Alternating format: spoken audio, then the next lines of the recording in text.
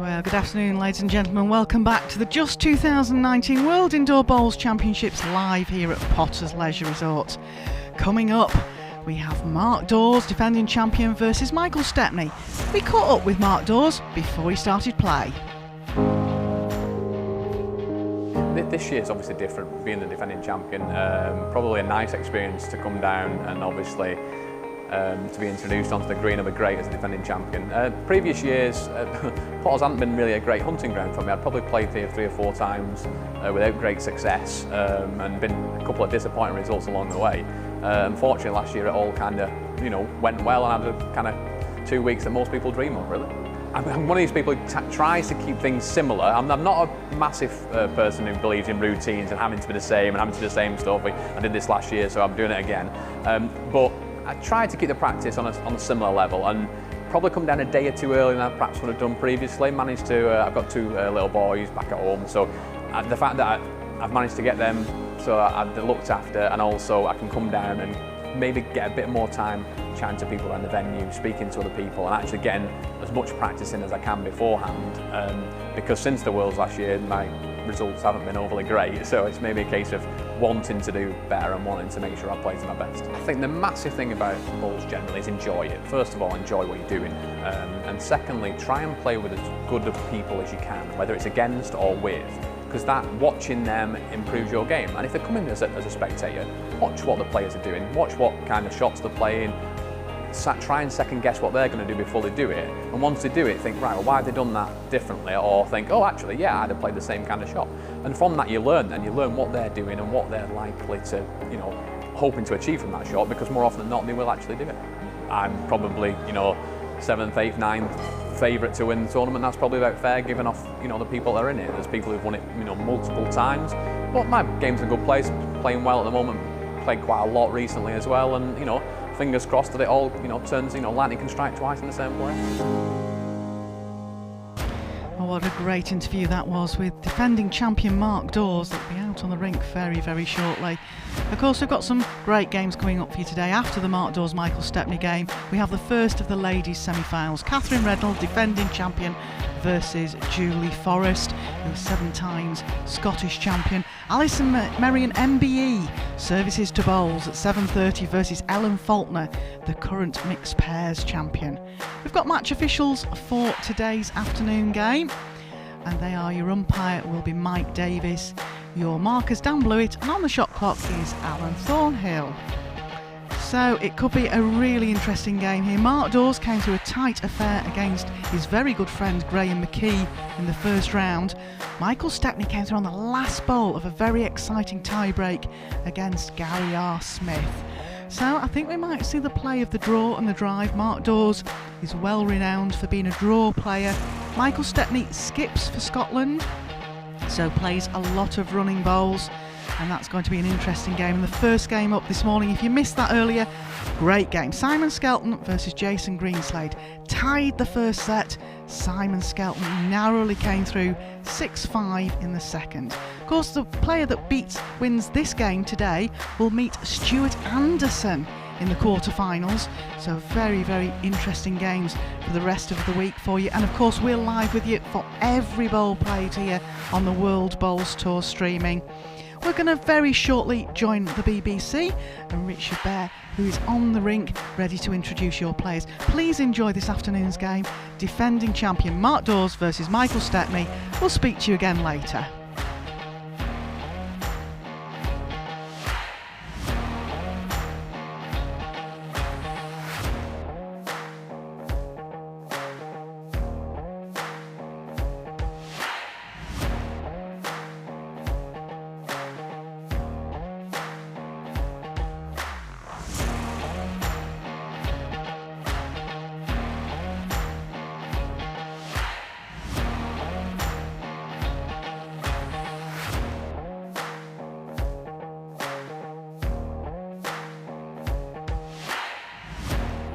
much, Rishi. Yes, well, the quarter-final draw is shaping up rather nicely, but who is about to go through and join them? Let's introduce the players and find out. And after some impressive performances last season, our first player is pleased to have now broken into the coveted world's top 16, a former finalist in the World Indoor Pairs and the Scottish International Open. Will you welcome, please, Michael Stepney?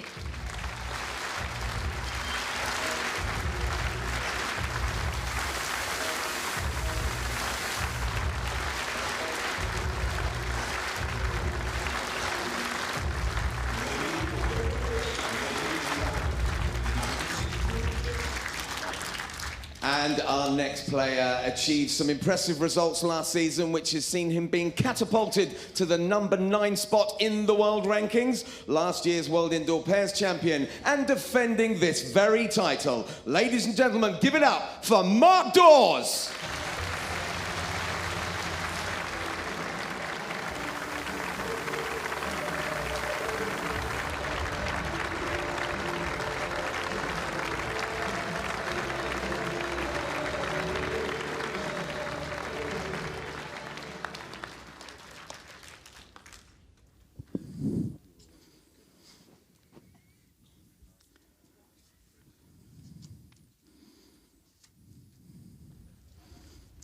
Hi Rishi, I've made that 400-yard run up in no trouble at all.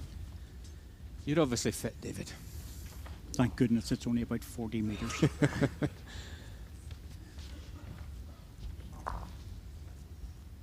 Interesting challenge. Michael Stepney, not to be underestimated. Jack length 25 Mark metres. Dawes, still got that pressure of being the defending champion, but got through the first match, but only just.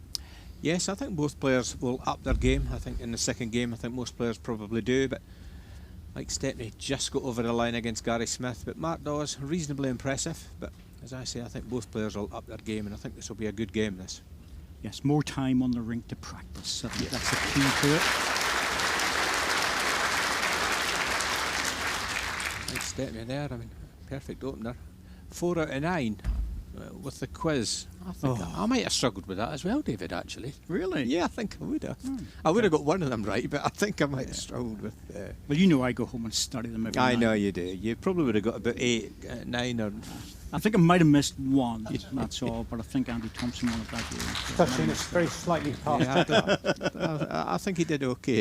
I think it was quite a difficult task. And I think It was quite fun though, wasn't it? yeah, it was good. It was good. Good clip. I don't think he'll wait for the call for specialist subject on Mastermind. Yeah, I don't think so. Yeah, I did well. Good, as I say, good sport. It's always interesting when you sort of commentators challenge on your favourite sports, you know, 'cause how many questions can you really answer? Well, attacking early. He's got it. 2 popped out. Good run goal player, Mark Dawes. I fully expected it to start off the other way, I have to say, but I think we'll get plenty of that later in the match.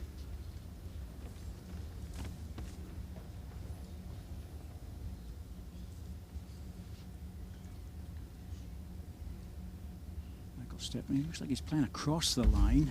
Jack doesn't look to be in a difficult position. Always harder to judge the weight whenever you play across the line, Andy, because you're going into unused ground, so to speak. Yes, never an easy, as you say. Players probably wouldn't have practiced to this position prior to the game. Mark will go the other side, and that just at this distance, and the jack's not really that wide, seemed to be an easier shot. Yes, yeah, I'd agree. As Mark has proven. And shot. I think we see Mike changing with this one. Red and a measure.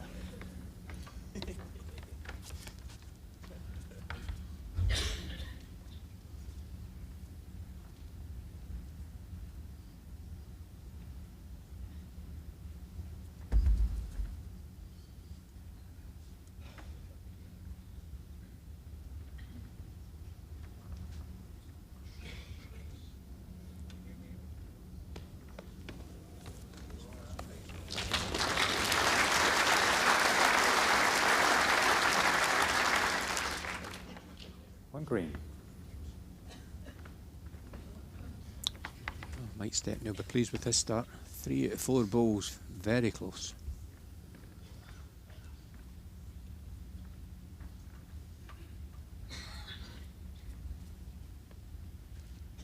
That's a good start by both players. And it's good draw shots from Michael and a good hit and draw from Mark. I think it's fair to say that Mark Dawes last year, his drawing was just phenomenal. Yeah, it was outstanding, and a lot of people thought he was going to do extremely well. Yep, there's some handy little roll off there. Not sure if it's close enough.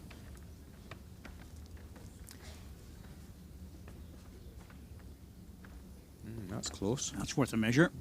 Very close. Possibly red, but Nice fish shot. very tight.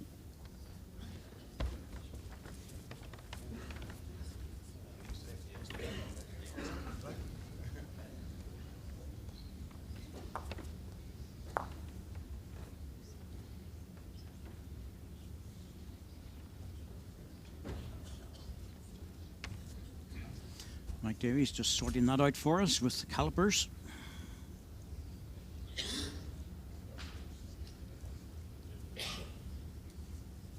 Be a bit of chat, I think, with these two players, Andy. Yeah. Yeah, both good characters. Mike, very jovial Scotsman. Yeah, real good character. And Mark, quieter character, but good off the green. This is very close. Favoured slightly on the green, is it? Yep. Yeah, One shot, Michael Stepney. Good stuff. Good first end. As usual, large crowd, Potter's Resort. First match in the afternoon, they all pack in. First end, 0-1.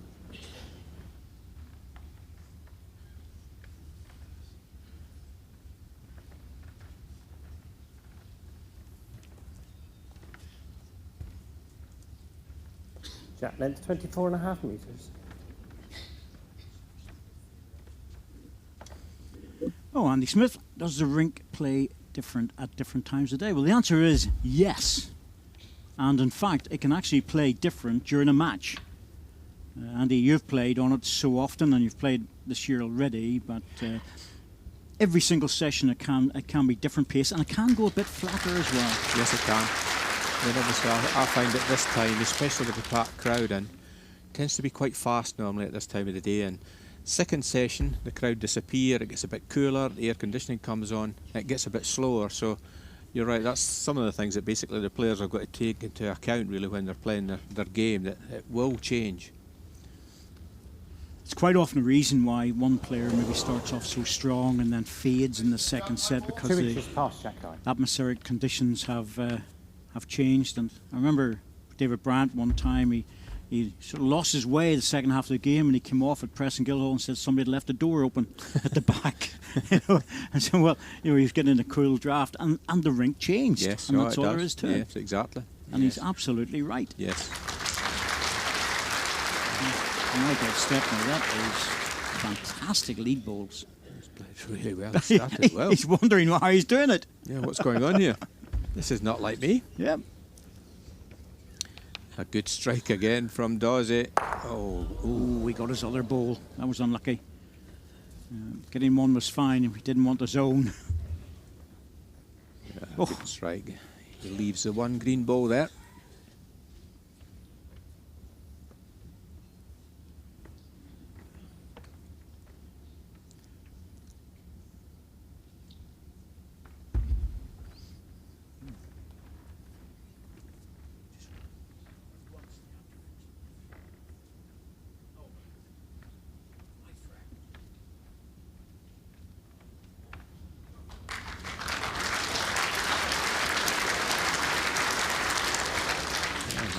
This is tempting, but I feel as though he needs to draw here. He's going again. That's courageous. Very. He's close. Oh, great strike again. One out, and that toucher is still stuck there. Good Just bowling. having a laugh at two of them. Well, both players are enjoying this.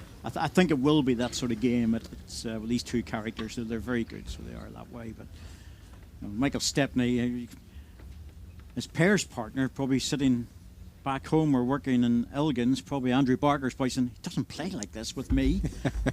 Yeah. I'm sure Andrew will be complimentary about him.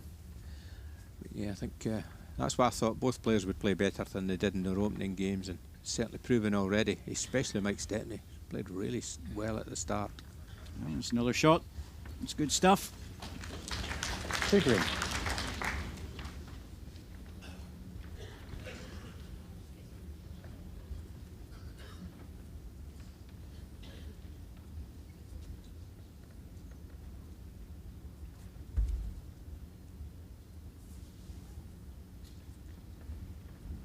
I think Mark was overly confident once he released that ball. I don't think he's going to save it all with this. No, he's going to be 2 down. Push through it. His line wasn't too bad. Just push through it with the 2 shoulder. shots, Michael Stepney.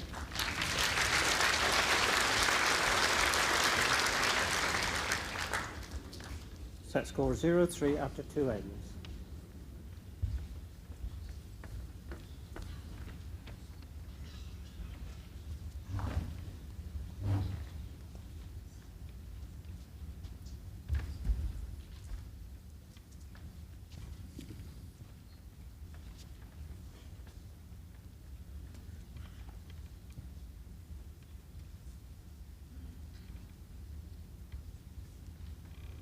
Jack length 24.5 metres.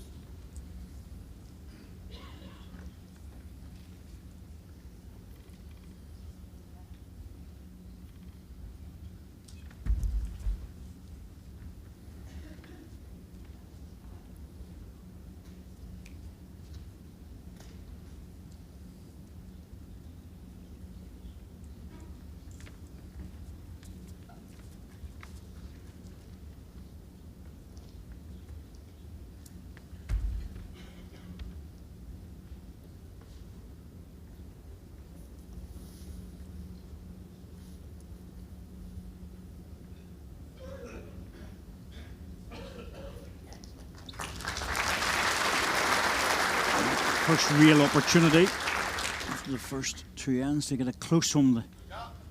Michael Stepney's just missed it. 2 inches.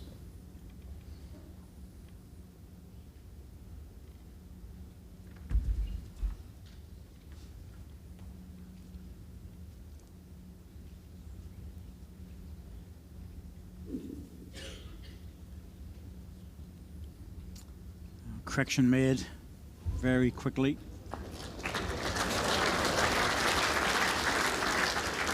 Falling the wrong way for Mike.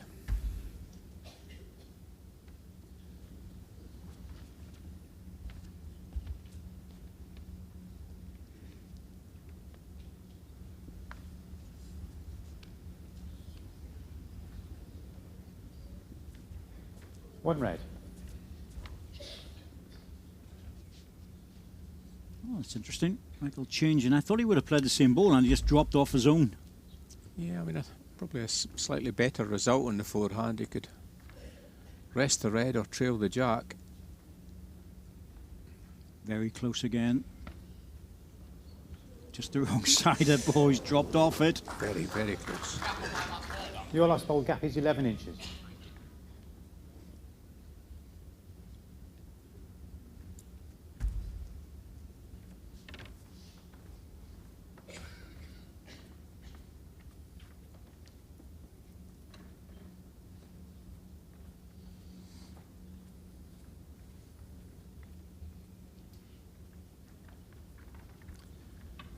Mike's already halfway down the green here. I think it'll be exactly the same ball. Forehand, hope to move the jack or rest the red ball.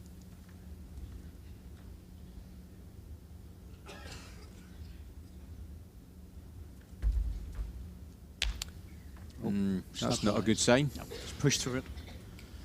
He must have pushed through it because he knows that if you're out in the draw line and you're a little bit heavy, there's no chance of the ball coming back. There's no false draw there. He right away, didn't he? Slapped the thigh. Too heavy. Well, chance for 2 here, but not an easy one. But if he was to get to it, he could flop back on the jack and make a 3.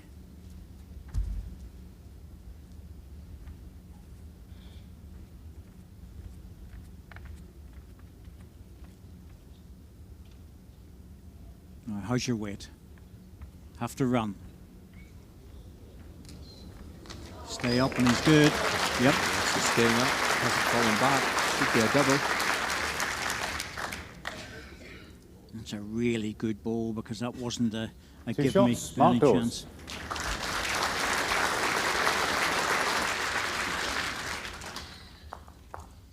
Set score 2-3 after 3 ends.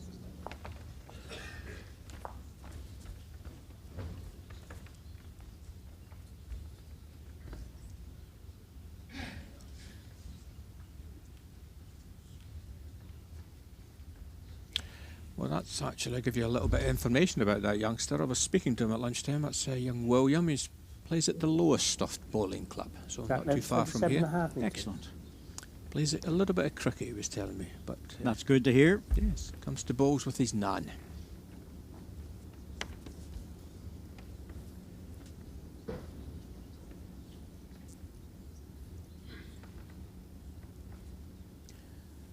A longer length here for Mark. I'm shocked, Andy. I'm doing a bit of research. Yes, I know, I know. It's a habit of a lifetime broken. You think I don't do anything, do you? All stored in the cells. Yes. Loves the balls. Well, here we go again now. Mark's in with a chance to add another early. Mike's dropped it short. He's a good driver, a good running ball player, Michael Stepney, so he really doesn't want to be dropping those right in the line. Yeah, we see the green ball on the centre line, so that stops the drive. So he's forced into the draw only shot.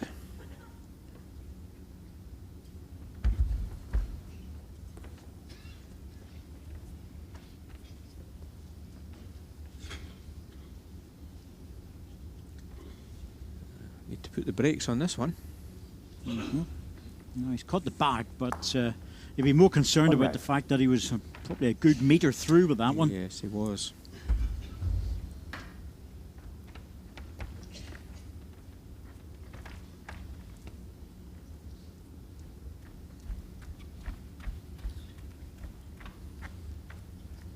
Just needs to miss his own ball. Well, it's not bad.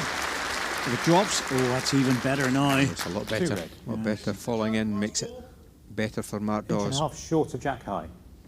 And that front ball of Michael Stepney's is not clever now. That's why it become awkward now. It just keeps the draw, having to could only play one shot here. Draw on either side.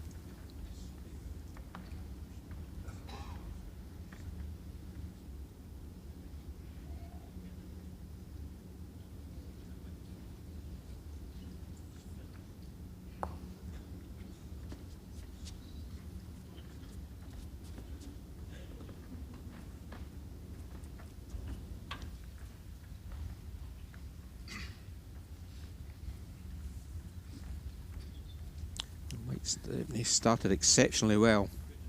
This is a loose ender.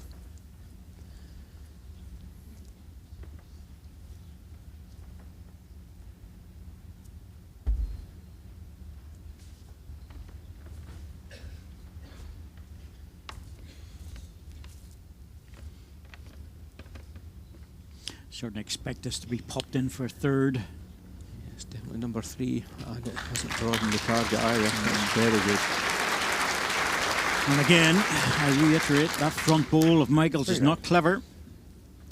Yeah, he's shaking his head. He knows it's in the way. Oh, he can come around it, Andy. It's still, you can see it there. It's a perfect view.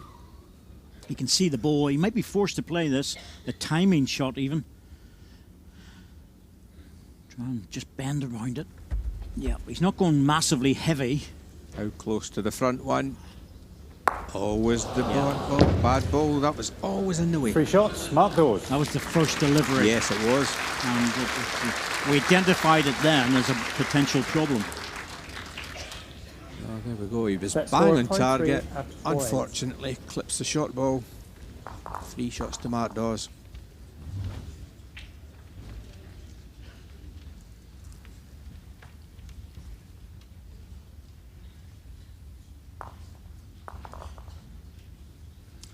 Oh, it's so easy to drop short with your first ball. You're looking for perfect weight, and Jack length, everybody does it. 27.5 metres. Anyway, there we go. Oliver Ray, does the placement where the jack is placed benefit certain players? Well, the answer to that is yes.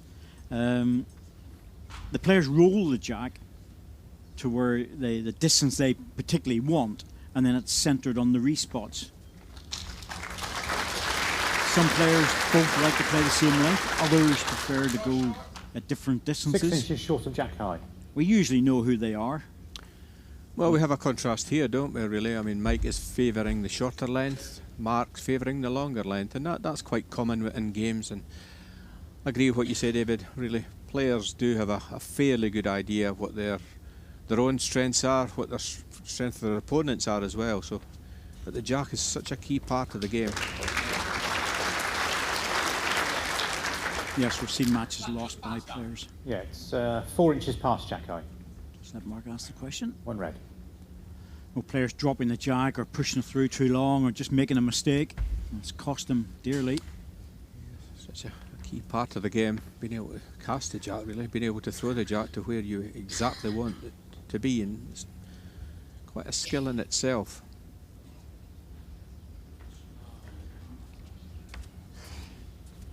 To be fair, it's something that players, well, don't really practice too often.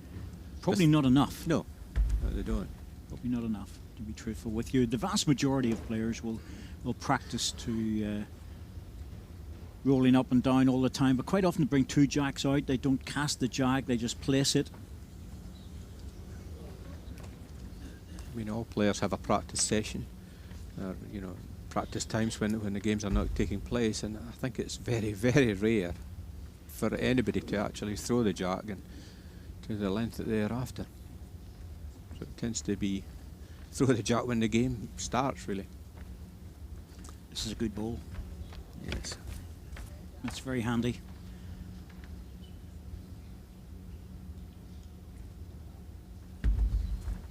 Flat green game, of course. The jack doesn't have a bias and it's much smaller. Crown green, the jack is much bigger and it has a bias. There are many differences with the crown green and the flat green. So if you're watching the Waterloo, a famous tournament, it's in the crown green, you'll see that the players are using a jack which is just like a small bowl. And just to bore everybody even further about jacks, indoor jack 15 ounces, outdoor jack 10 ounces. Yes. Is that, are you impressed by that? Well, if I told you what Andy Thompson does for a business, you would understand why he knew that.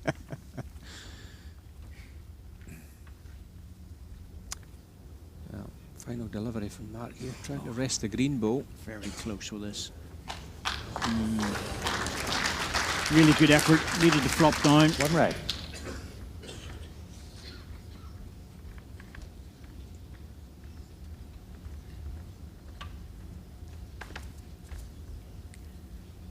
Just a forehand draw for Mike here. Any movement of the jack could score a double.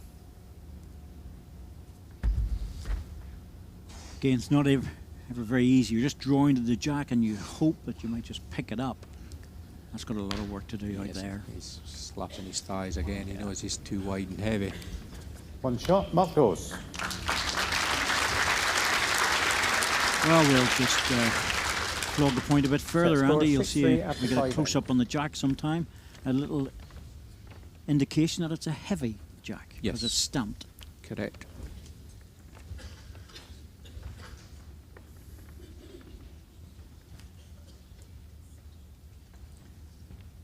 So hopefully we've not bored everyone with our jack information. Well, we're going to get a look at it. It's just, oh, is it? 27.5 Oh, look, I think we're good on it. There you go. Look. In we go there. And HWY, heavy. Correct.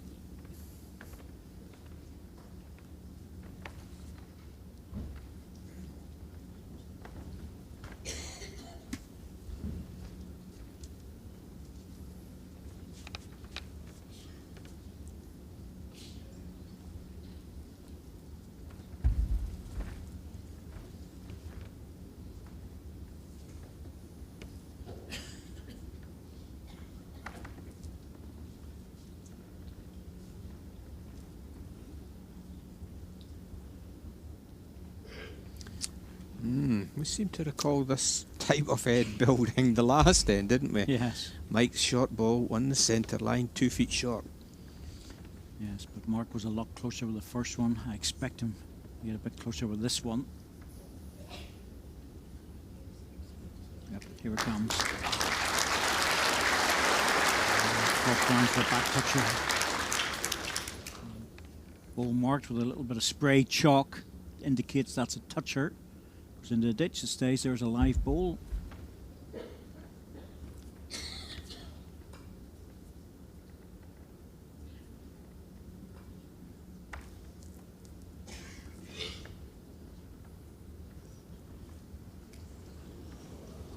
Two 9-end sets. 1 red. This match, like 2 mini little battles. Separate the players, and if everything's equal, we go to a 3-end tiebreak. 2 quick players, and they're not hanging about here. Getting on with the game quickly. Well, that's 2 just red. sitting out a little bit again, and surely it'll be Michael coming into this. Doesn't need a lot of weight. It's his choice. Yes. He's going strong. Well, I think he's slightly under. Has he caught the... He's caught the guard again, but he got a result. Hit it absolutely square, got it on the follow through, and the immediate apology. I'm sure Mark was very nice about it. Yes, he probably was. He's a very polite One green. guy. He really is. Well, he catches the green ball. Oh dear, oh dear. Yeah. Part of the game. Yes, but good to see the apology. Yes. A good atmosphere really between the players. A lot of tension out there, but both acknowledging good balls. Gentle, gentle. He's running a little bit. Gentle, gentle. Not sure if that's managed to... 1 red. Yes. Only just, Andy. Just, yes. Wow. He's got about, probably about 2.5 feet yard. You'd expect Mike to draw the winner here. Yeah, so that's 2.5 feet all round the jack, Andy. So he's got the guts of 5 feet to draw this. So you'd expect Mike Stepney, international bowler, to draw the winner here. Yep, looking good. That's the winner. Played it well. Bit of fortune, but followed it up with a good draw. 1 shot, Michael Stepney. Set score 6-4 after 6 ends.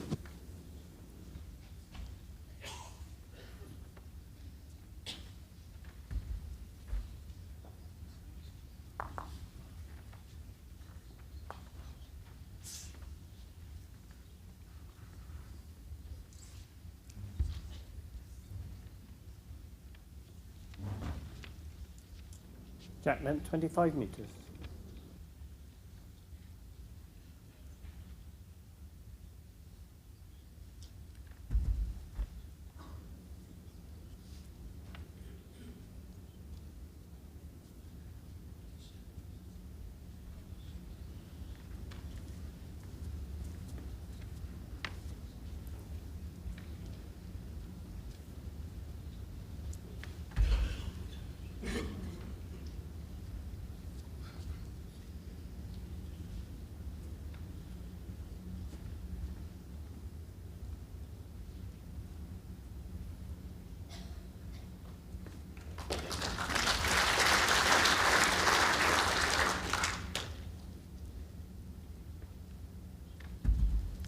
Stepney drove down from Elgin, these championships. He was telling me that he took a little break, personally 2.5 hours, just to Perth.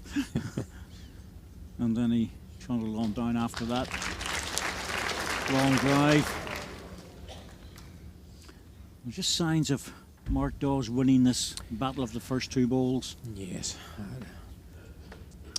Mike Stepney started off exceptionally well, but I'd agree that the opening 2 bowls all of a sudden have started to go a bit loose.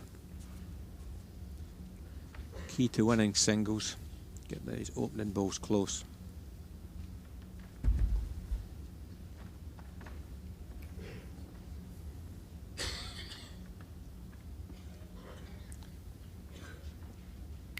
Just needs to stop.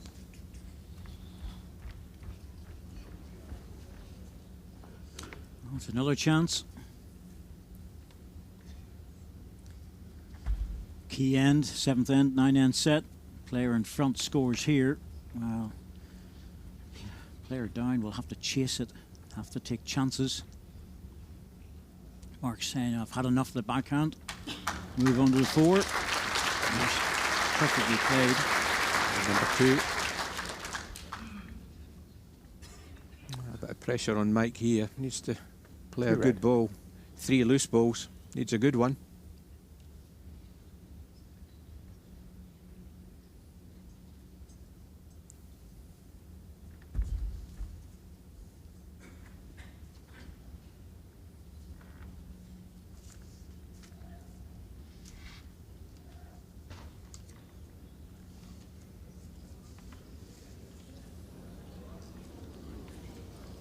That is really a loose end from Michael Stepney, and that's going to get heavily punished, as it should. Took too much off. 2 to Mark Dawes. Room to draw another. That would build up a good lead, playing with the final 2 ends. Mike shaking his head there. This wasn't a good one.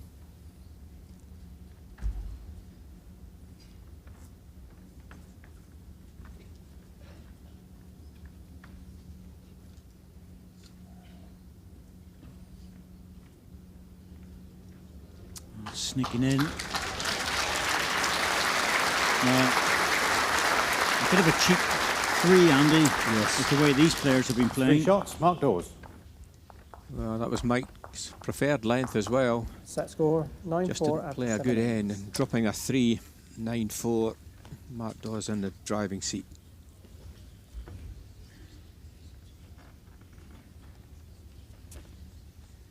Yes, Michael will have to take risks now to try and secure at least 3 shots on this end.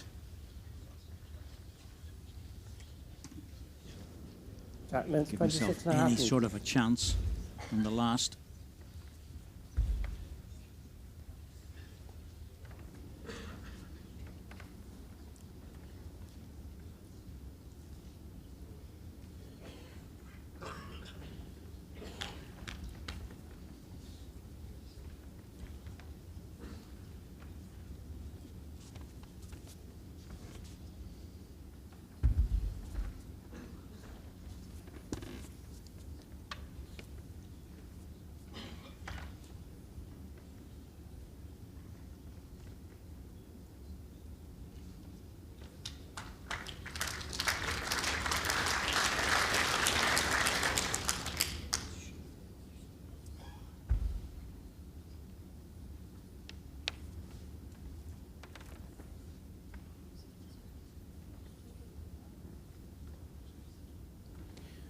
Pattern seems to be the same in this direction.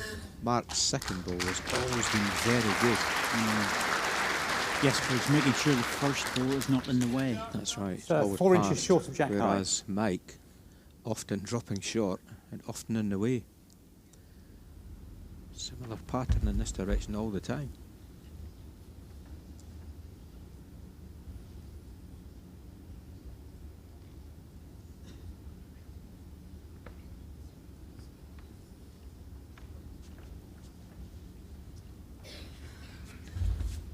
One red.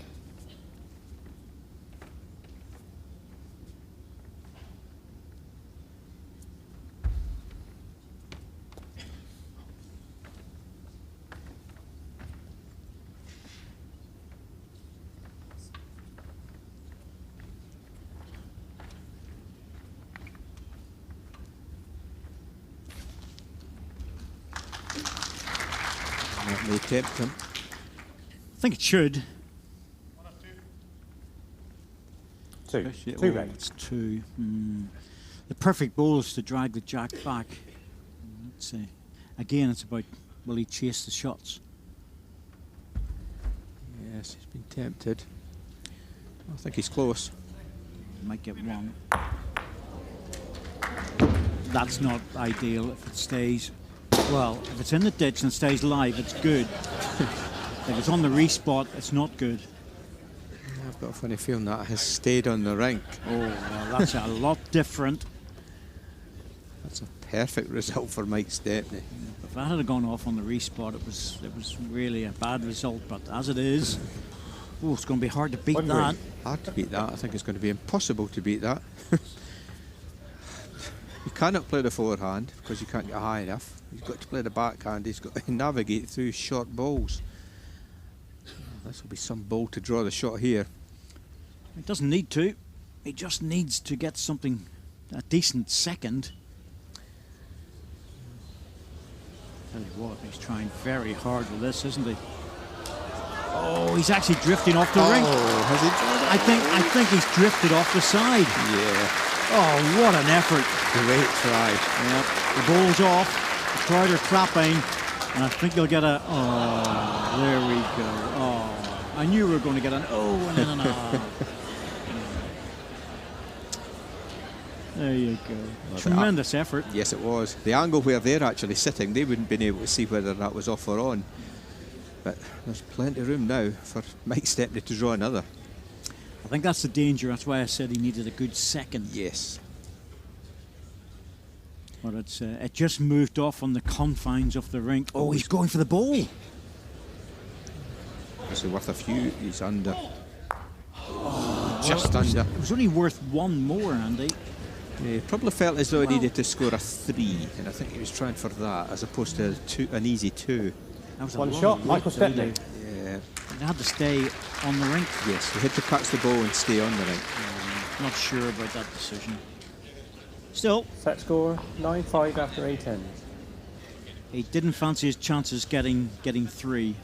And you can see that ball just going across. Mark's got his arm out, but there's the yellow peg to show the extreme side of the rink, and he knew it was off. Oh dear. Yes. Signalling a wide, I think. Yes, exactly. Good effort. Wide, but just means Michael Stepney's now 4 behind. And personal choice whether you take that risk of going for the 3, Andy, but he had to hit it right in the middle and hope to stay on. Yes. Well, he probably felt even 3 down was still going to be hard, so he felt as though he needed the 3. Down to the player, up to his. He makes the choice. But yeah, 4, trying to achieve a 4 is difficult. Best start for a while.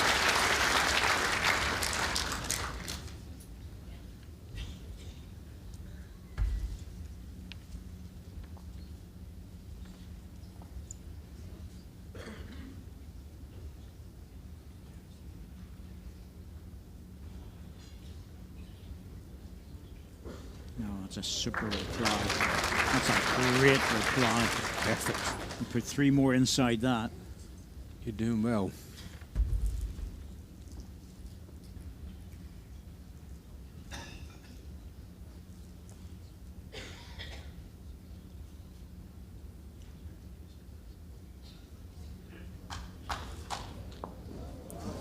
Makes it even harder. Certainly is. Difficult now.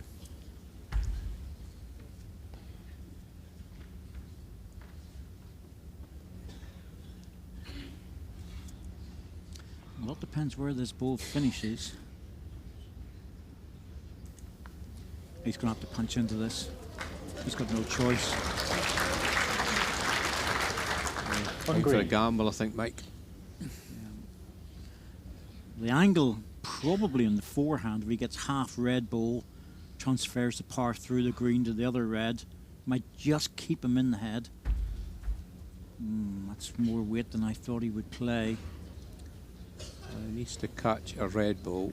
Oh, that's the end of it now. Yeah, that's the. I think the players could almost pick the balls up now. And yeah, they'll just play it through. There's really no point, but there's no chance of getting any more than 1 or 2 on this. He needs a 4. But for a variety of reasons, I'll just play a couple of balls.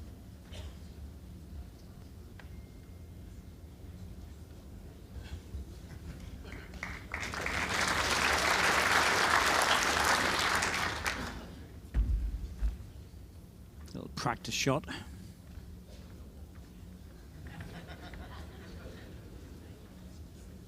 Mike turning around and saying, why bother? He's just drawing the shot, that doesn't matter. That's taking his ball up.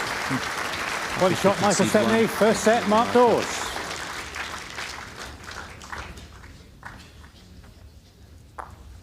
Players chatting about that end. Yes, a good set of balls. Thoroughly enjoyed it.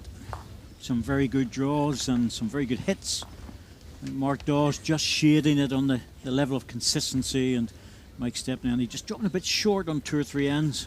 Yes, probably more so coming towards the commentary box.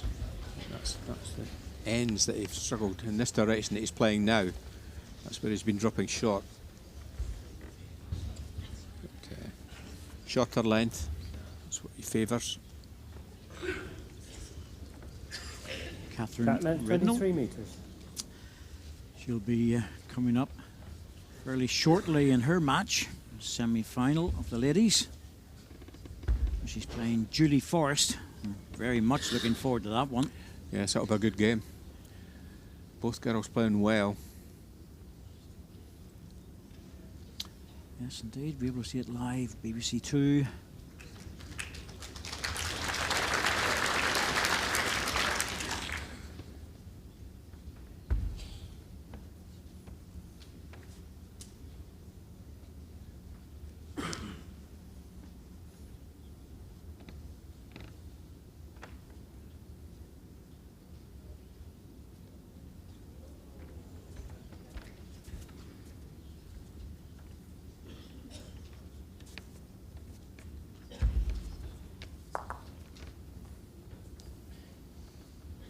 I think when somebody clenches their fist like that, I think it's a bit heavy. Yeah, I think he just let that one go a little bit. Yeah, and he knew it.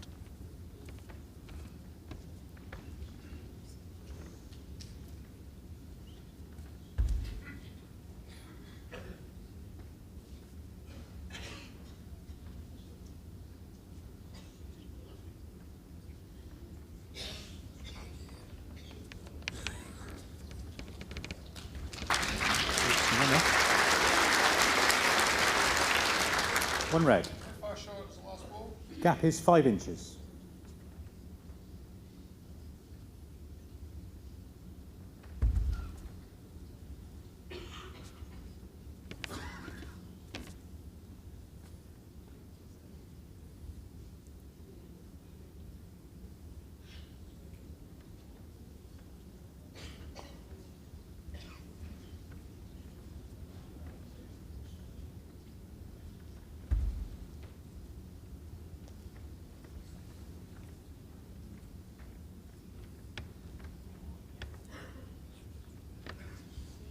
Trying to get over the seam, even if he gets in the way, it's useful.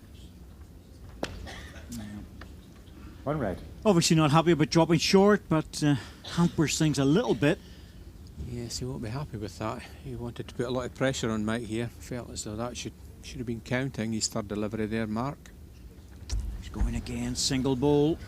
Front one looks to be in the way. Oh, he's used the front one. Would you believe it? Got a result. Oh, come out of that pretty good. It looked like he liked it, but he did catch the front ball.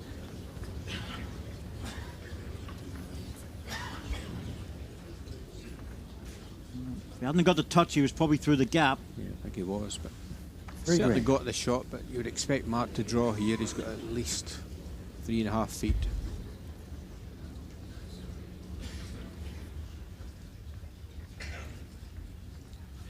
Line's good. Just needs to run to score. Yeah, looks like the winner. No mistake.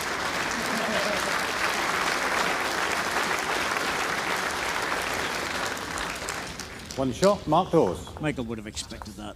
Yes. First end, 1-0.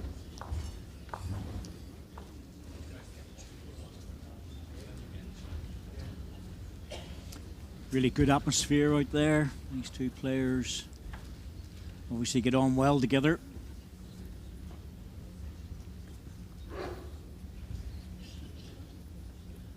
Ah, that's interesting.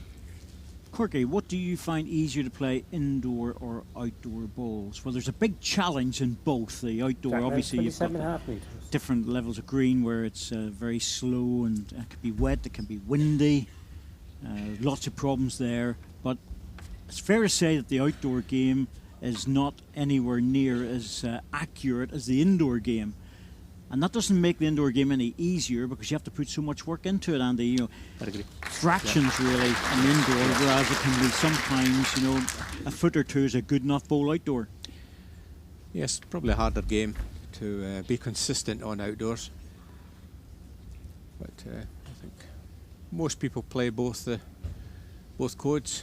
Obviously outdoor in the summer and indoors in the winter.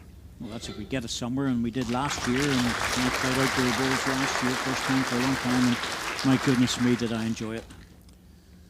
Yeah, nothing better playing with sunshine on your back. Fortunate we have good greens at Belmont, so as you know, Andy, you know the club. Yeah, the greens were excellent. The surface was just fantastic. You were there, and it was absolutely flying. Yes, it was. So it's a big club, good club to play in. You got a good greenkeeper there, obviously, because it was really tip-top condition. Yep. When I was talking to you at that time, that was the green that we use in the A team. Smaller the two greens, but the quicker of them. And it's a super, super surface. Green. Trouble is, the opposition come to us and think it's great as well. Yes, I could imagine. They enjoy it.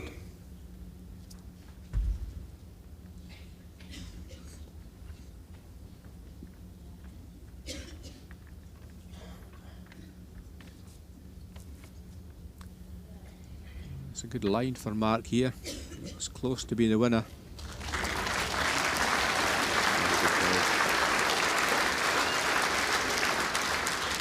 One red. Just passed. It's an inch past Jack high.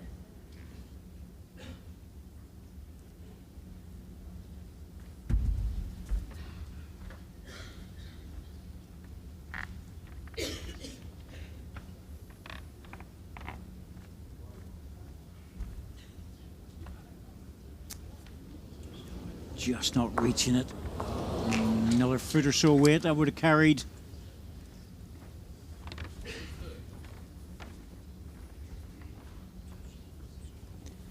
Another chance for Mark.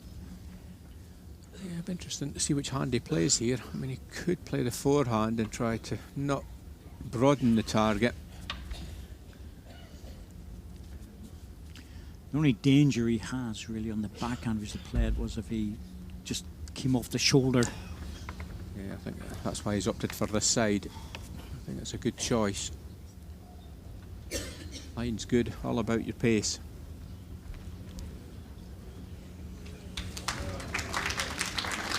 Be happy with that. It's a good ball. One red. Still just a one. Mike can afford to come down here with a little bit extra weight just to flick the ball off. If he gets to the jack, Andy, he wants to punch it all the way through and doesn't want to hit it with a foot of weight. Just be trying to just almost draw this. Just reach.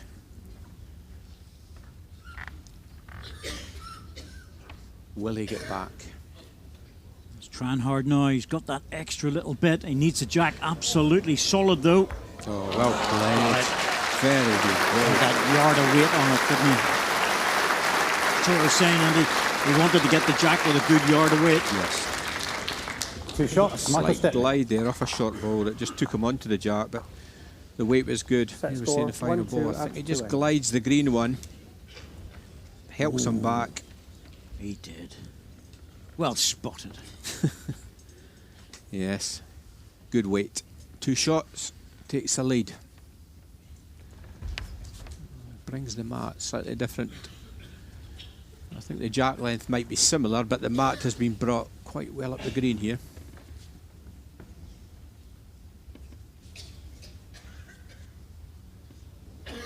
Jack length 25.5 metres.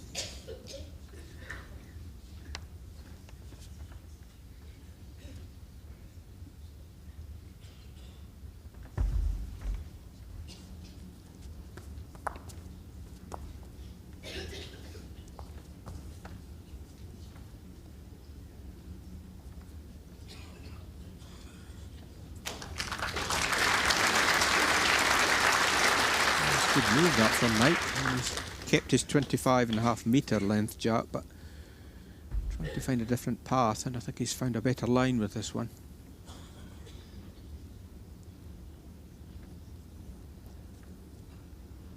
Struggling for weight here.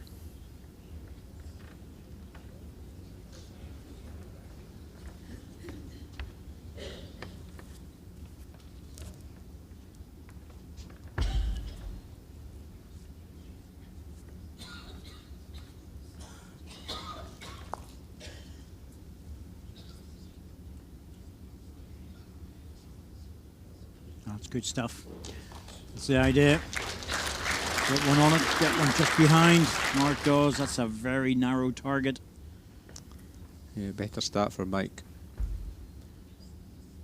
Mark just trying to draw a good second ball in.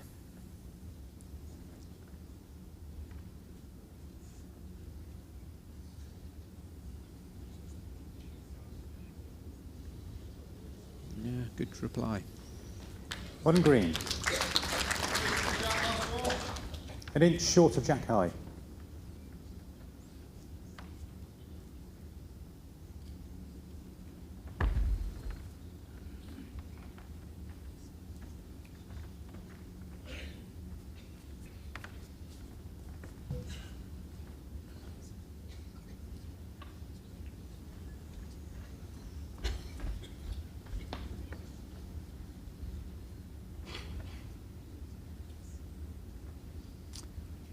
He's still got the one ball in the head, so he's moving onto the forehand to try and rest the green one.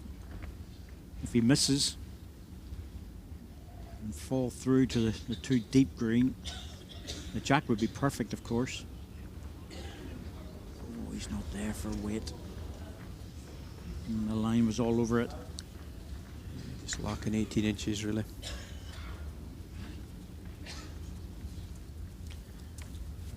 Mike is asking the umpire who has Slight over for your green. third shot. Very close. Here.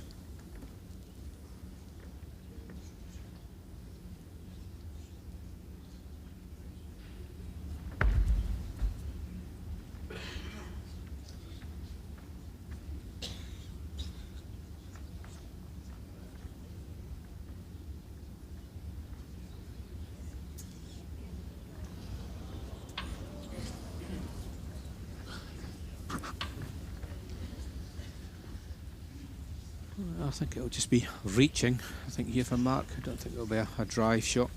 Just trying to trail the jack, possibly score a 2. Good rest on the green ball.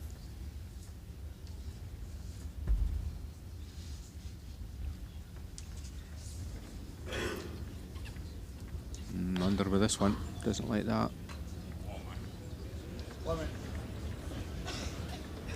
One shot, Michael Stepney. Surprised at that last one, Andy. I thought he might have just... Score 1-3 after 3 ends. Not saying he could have been heavy, but he could certainly afford to reach it. Yes, just probably didn't get away quite so good, but I'm sure he wanted to be there.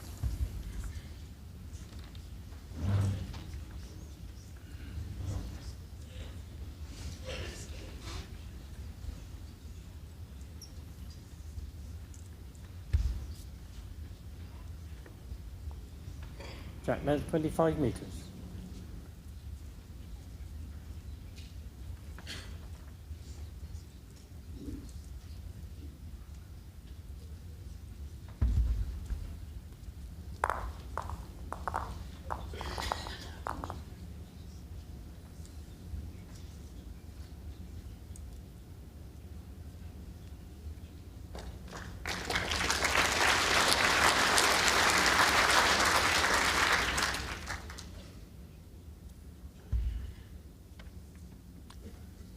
New tactics here from Mike.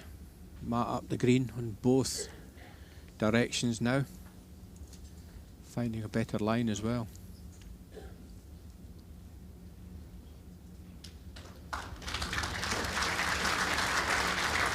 Yes, quite often you have to fish around a little bit. Your Find bowl what 5 suits you. inches short of jack high, Mark's 4 inches past jack high.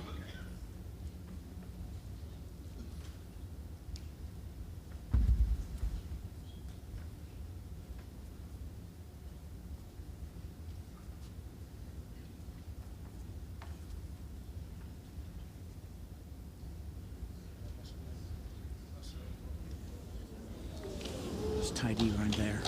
Very useful around there, just a foot or so green. through. This gives him chances, as the same progresses, could be trailing it into that area for 2 or 3.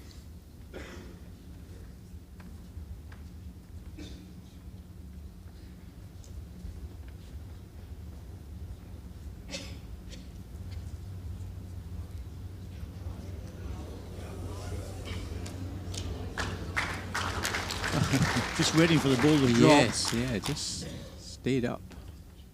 Still favour you've got the shot. Any touch in that green ball, it will drop away. Could be 2 to red. And he might be lying the shot on it, but he hasn't got control of the head at the moment. Yeah, I think Mike changing his hand, doesn't want to be giving the shot away here. It's dangerous for Mike. Could easily give this away. Hence why he's a little bit tentative to it. Interesting to see if Mark decides to do here, because he can run the ball off with weight. He's sticking to the draw.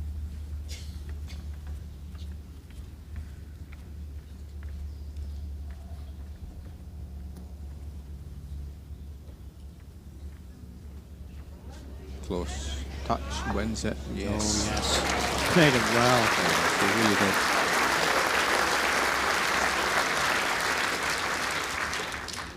One red. Third ball, touches the shot ball, touches his own ball, gets the shot. Problems for Mike. Timeout called.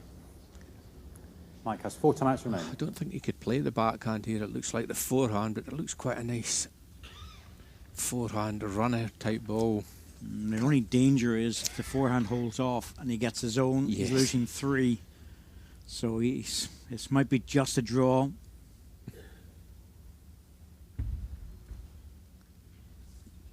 I think he's sticking to just the draw. Well, looking at the scoreboard, Andy, you know, he's 3-1 up, you have 1 against. You don't want to give the opposition any more, but Close. he has to be careful here. I think he might be okay. It might still be just the 1. Maximum of 2. Yeah, Mark's not sure. No, if it's 2, I don't think Mark will play his ball. But if it's only 1, he might just gamble. It's risky to play this. Yeah. Timeout called.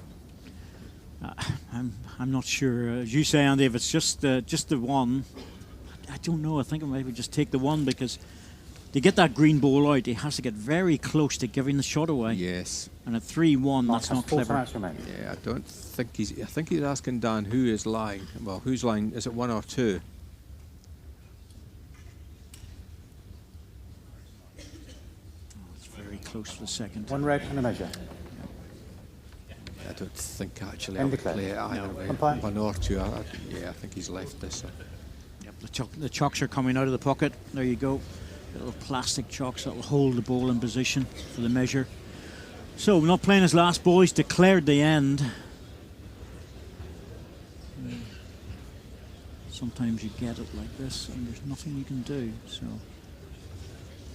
wait for the measure. Take all the other debris away. 1 red ball has been removed. Measuring the second. 1 red and a measure.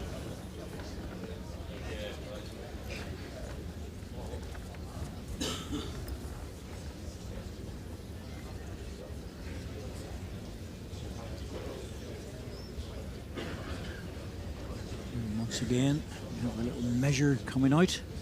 This is, in this case, calipers. No room to put a box measure in there.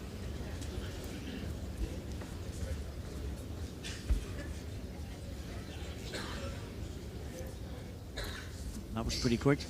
Yeah, I don't know if I actually saw the red. 2 shots. Mark Dawes. 2 shots. And it was a good call to walk away from that. Yeah, certainly was. No, leaving it had been 1, I think he still was walking away. But it's a good 2. Like Stepney was unlucky on that Score end. 3-3 after 4 ends. Yes, played good balls Yes. and got nothing for it. Still, all level, 4 ends. 5 ends to go in this set.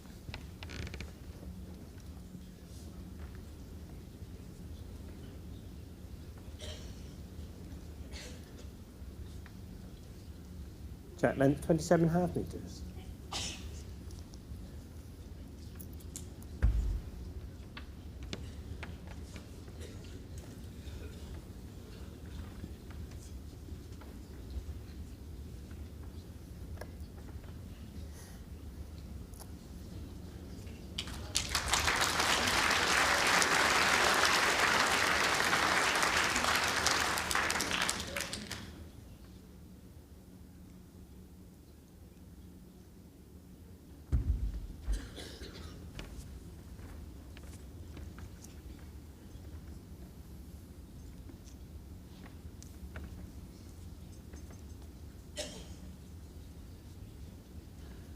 Mike, you're a yard short.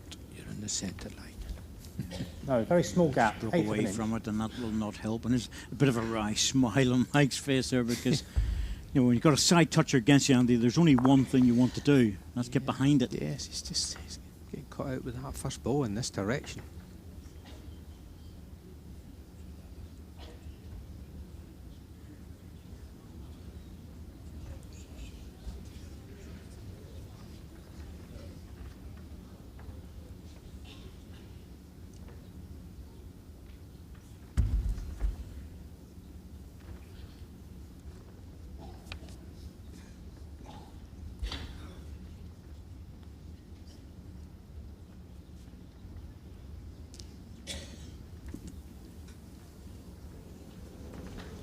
Now there's the correction, but you know, once again he's in a bit of bother in terms of trying to get at the ball. The gap. 7 inches. Well, I think if I was Mark here, I think I'd be going deep. Anything past the jack is going to be good. Difficult to draw another. Yep, stand away from the backhand in case he touches the outside edge of the ball. The jack would spring across. He'd love to miss the green one. No, he just didn't have the weight. That's making it even harder for Mike to get at it. 1 red. Well, Mike might have a go here. I think he should. I think his own ball is marginally protected by the green one at the front. He's sticking to the draw.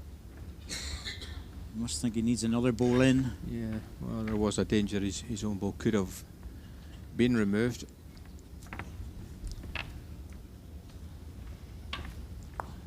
Oh, it's not a help. Everything's moved. Well, that makes a big difference. 1 red. I think this ball was going away normally, but that touch, Andy's, well, it's brought it into a very good place.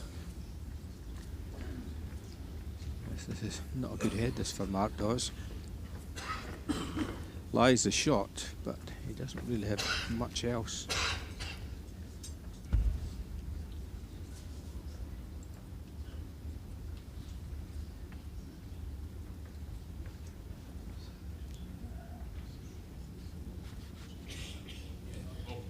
That's a good ball. Yes. It was expected, but Yes. it's a good ball. Yes. Well, Mike won't be short here. Well, doesn't need to be. That's what he's looking for, Andy. We've got respots positioned over here if it goes off the rink. But he really wants to get the split on the green onto the red ball, lock it in solid. Well, he could get red onto red as well. That also gives him a result. So as long as he hits one of the balls, red onto red, could get them both out. Again, that's that front ball, Andy. The front ball. One Yes. shot. Mark Dawes. Often has he caught that ball? 2 or 3 times Yes. now he's caught that front short ball, and that's his first delivery. I think he's caught that ball Set 3 or score, 4 times 4-3 with a after runner. 5 ends.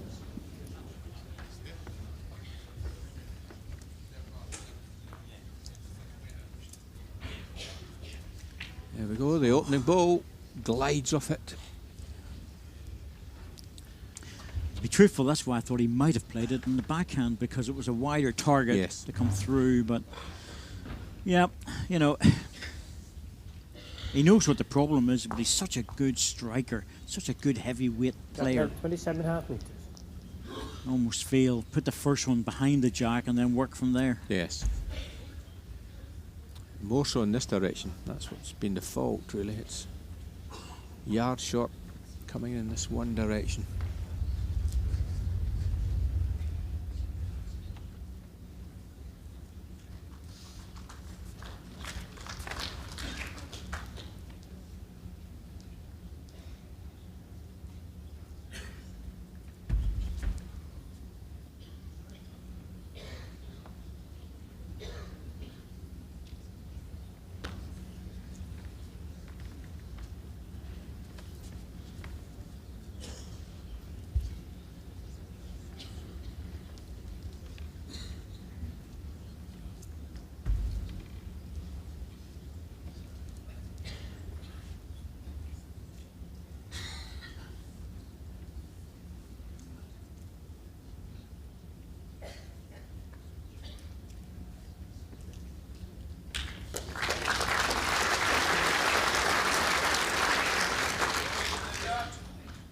Two inches short of jack high.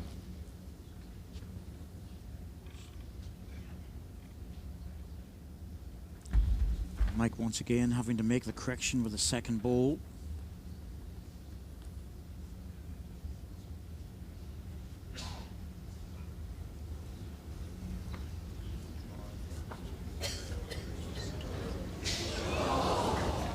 Two red. He's in bother, Andy, isn't he? Yes, this is not a good opening from Mike Stepney. Giving himself a lot of work to do here. It's going to be 3 down. He needs a good one. In some respects, this is even harder because of the gaps around Yes, the jack. Three red. Sometimes easier if they're all close to the jack. Needs a bit of correction.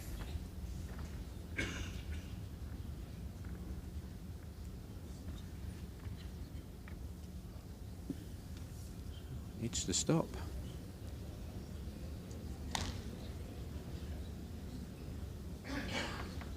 Oh, Mike, this is a loose one.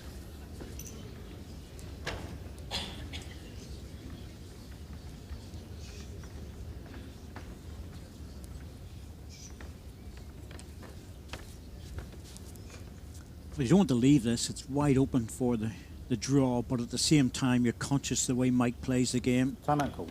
So do you go deep or Mike do you has go to the 3 timeouts respot? remaining. Yes, he may feel as though Mike might, he's had 3 loose balls, he might take a gamble.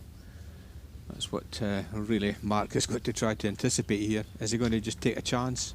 I think he might do. So anything deep is okay.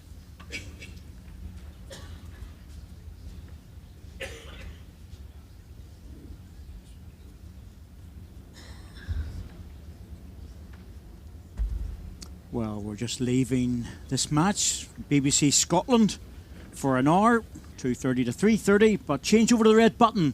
And after that, you can come back again and join us on BBC 2 at 3:30.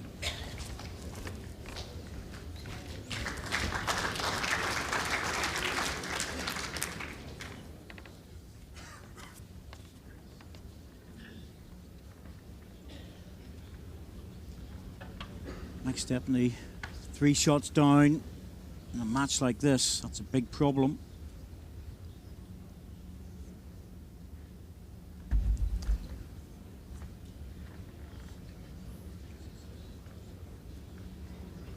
He's certainly thrown this on a wide line. And I think he's heavy again. Yeah, it certainly looks like he's reaching it. Yep. Just needs to drop in. He might save one with it. Ooh, look at the way that ball went. That was weird. That went against the bias. How strange is that? Took a very strange run, Andy, in the last foot. Yeah, I don't know what happened there, but it certainly went against the bias. We don't see that. It's very often. It's very rare we see that. Might have cost him another shot. Yes, because he was coming in and then all of a sudden he veered out. So Definitely. two out, one measuring for 3. Like that. He was definitely getting third. That's a shake of the head by Mike. It's bad enough when you miss, Andy, but it hurts even more when you get a funny little run like Two that. red, next to third. Yeah, I think Mike's shaking his Oh. head. I think he's mystified what happened there. Mike. when you're chasing the match in a set that you really need to win, you'll be praying that this doesn't cost him an extra one. Little box measure out. There you go, Andy. Let's test your knowledge. When was that first initially invented? Oh, dear. Oh, I think he's okay. I think it might just be the 2. Oh, I'm going 15, 2 20 shots. years Mark ago. Dawes. I think. Oh, man. I mean, the measures have been about forever, but this type of measure that we're talking about. Well, here we go. Well, let's watch this ball. That should be coming back to the right, and it moves to the Set left. score 6-3 after 6 ends. Well, it didn't cost him any more. No, it didn't. And Well, that's good. I think Matt's saying what happened. That was a look and a half. Yeah. Length 27.5 metres. It's all happening. What was that about? I think the jack was just veering off. So, 6-3 to the defending champion. Just 6 ends.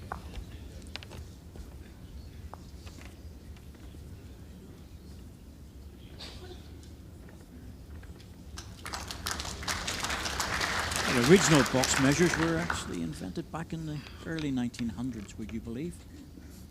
I thought you meant the measures they were using on the green. Well, they're a derivative of that. Right. I'm talking about the modern Yes, measures. yes. Yes, the last 15, 20 years. Yes, yeah. I'll give you that. We used to have metal measures, didn't we, really, in the good old Yes, days? absolutely.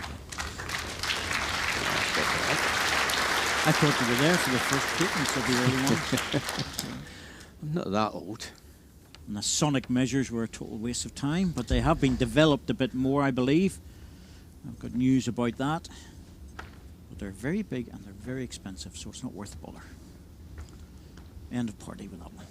As we see, Michael Stepney, a bit better this time. The first bowl really needs to win this end.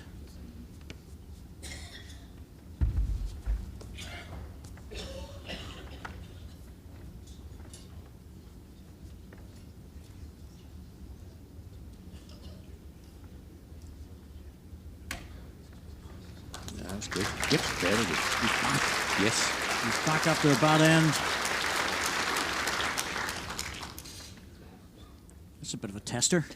There's a mystery, isn't it? Gap from the shot bowl, last bowl, And gap I is couldn't 2 put one inches. within 3 or 4 feet. 4 inches on the next second. end. Both bowls within about 3 inches.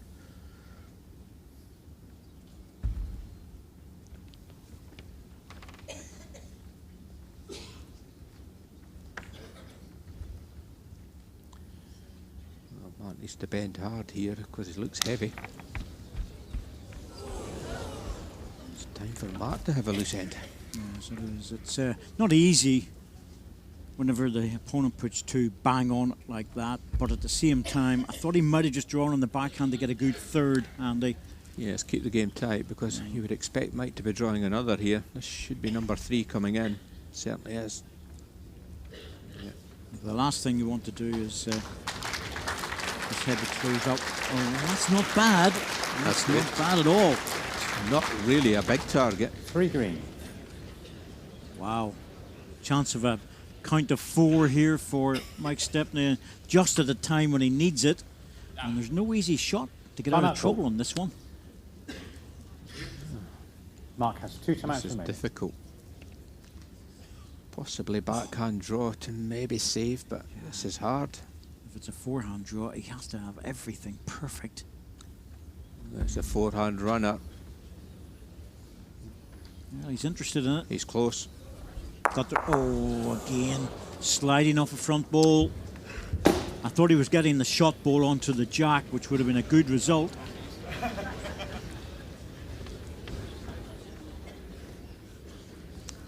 Yeah, it was close. Again, just glided off the short ball. 2 Took green. his own 2 out and left Mike a mountain of room. Yes, I think we could safely predict that Mike will draw another here. I'd expect him. He's got at least 3 over 3 feet.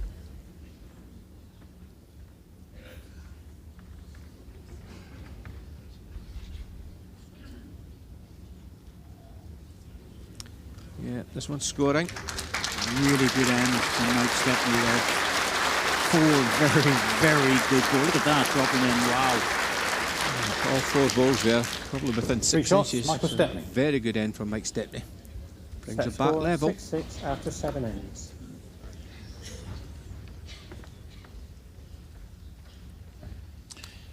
I think he's having a little think to himself here. Where do I need this jack to go? Because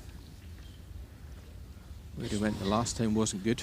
He certainly needs to think about it, because that was a massive, massive difference picking up 3 shots there.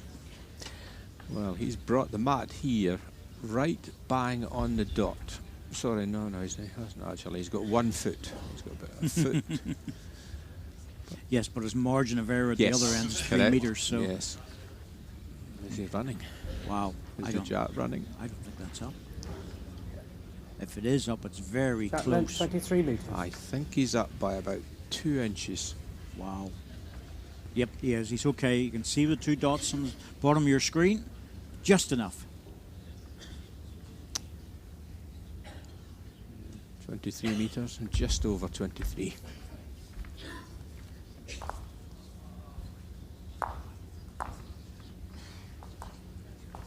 Tough enough. 23 meters. Everyone might think short jack length is easier. It's not, because you're just literally pushing that ball forward. Very hard to control. Both these players, a little push delivery, which helps. Oh, that's a good start, isn't it? Just a beauty in there. Good start. Gap is 9 inches.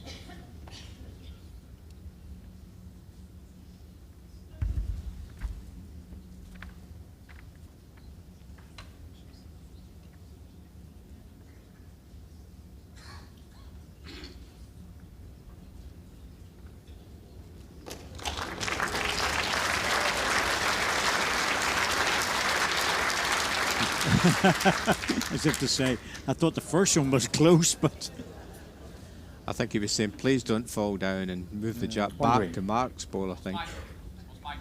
Your gap now is 5 inches. Just under an inch gap on the green.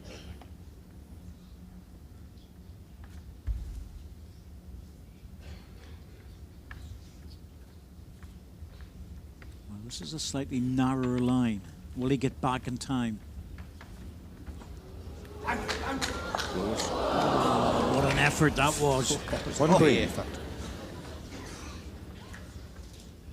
Very, very hard shot to play.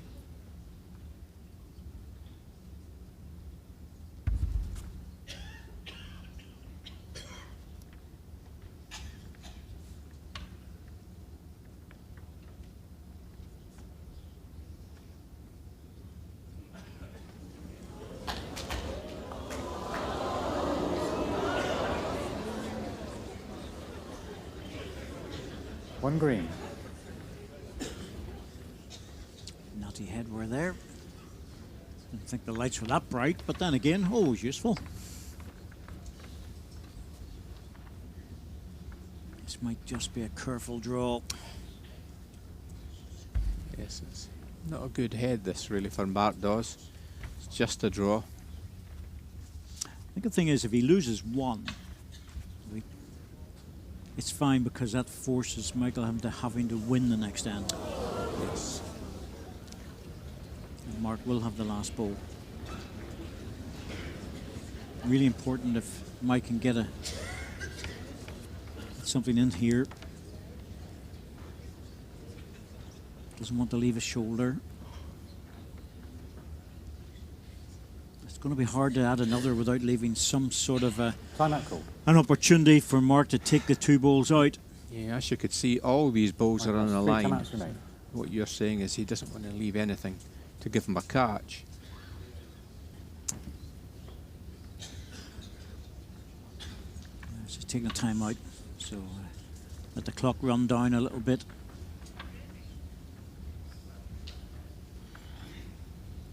Well, he has to be very careful, because if he taps that red ball, he could give the shot away. I think that's what's in his mind. He's also thinking he's got a good one and needs to score the final end anyway. Yeah, I think he's just staying away from this. I think that's quite a good move from Mike.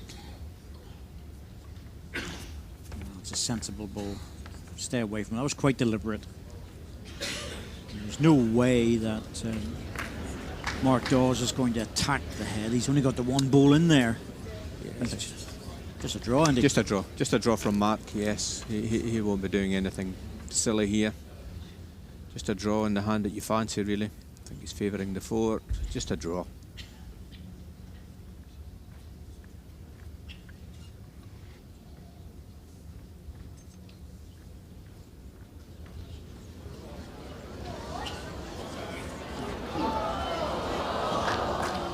They're trying to encourage that ball on, but you could see it was dropping short. So the people with the eagle eyes can tell that. Set score 6-7 after 8 ends. Well, Mike Stepney 7-6. 1 up playing the last end. Play this almost like a tie-break end now, Yeah. I think, really. It's a one-end shootout, Yes. effectively. Yes, it is. One player to win the match, the other player to force a tie-break. They've never played each other, these two. There's no head-to-heads on them at all. And Mark Dawes played 37 matches and won 21 on the tour. Michael Stepney, of course, has just 23.5 recently broken in the last couple of years in qualifiers, and then in Scotland played 13 and won 7. And of course, Mark Dawes, he has one title, but it's the world title. Yes, that's the one everyone wants. It's a good end here, so it's Mike Stepney, final end, 1 up.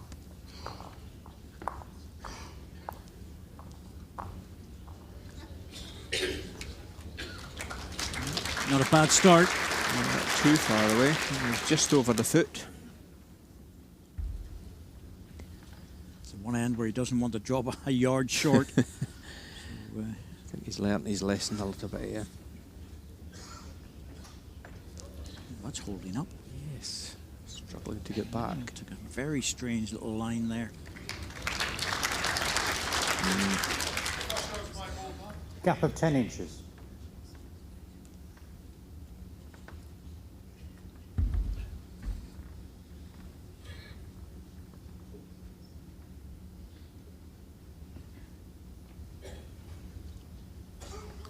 This ball looks better. Doesn't really want the jack. Well, the only thing about touching the jack is it's brought the red ball a bit closer. Yes, gap of 3.5 inches. Well, he's got a closer shot. I mean, he's about 4 inches away, I would say, Mike Stepney. Still a draw. Oh, that's interesting. Moving out of the backhand. He obviously didn't fancy the way that ball came in. Yes, he didn't like the way it reacted. But, I would have thought he would have just kept the same ball almost. Well, that's going to help. Anything past on a final end is always useful.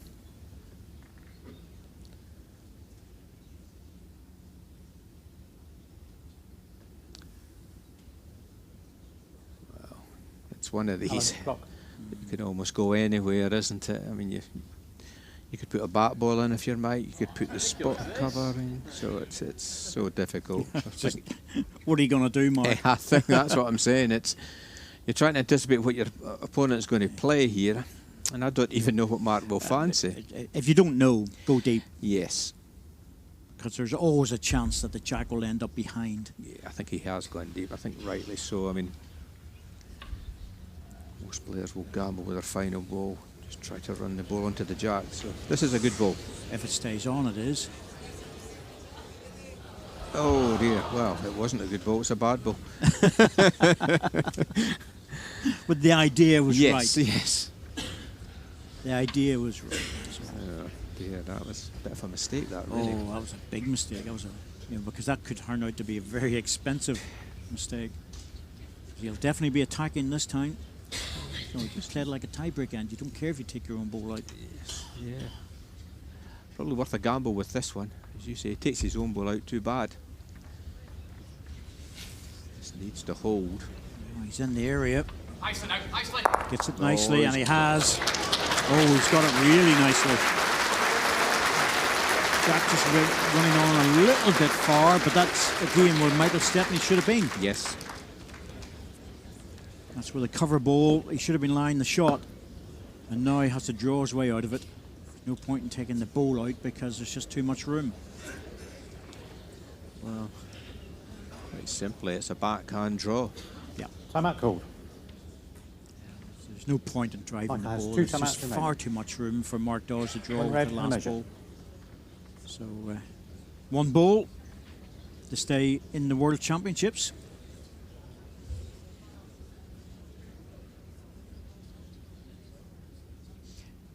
Big advantage is the last ball was a bit heavy, so he knows to take a yard off. Yes, he's played this line with the previous delivery. How close can he get? Close enough. He's played it, and he's played it really well. It's the stop.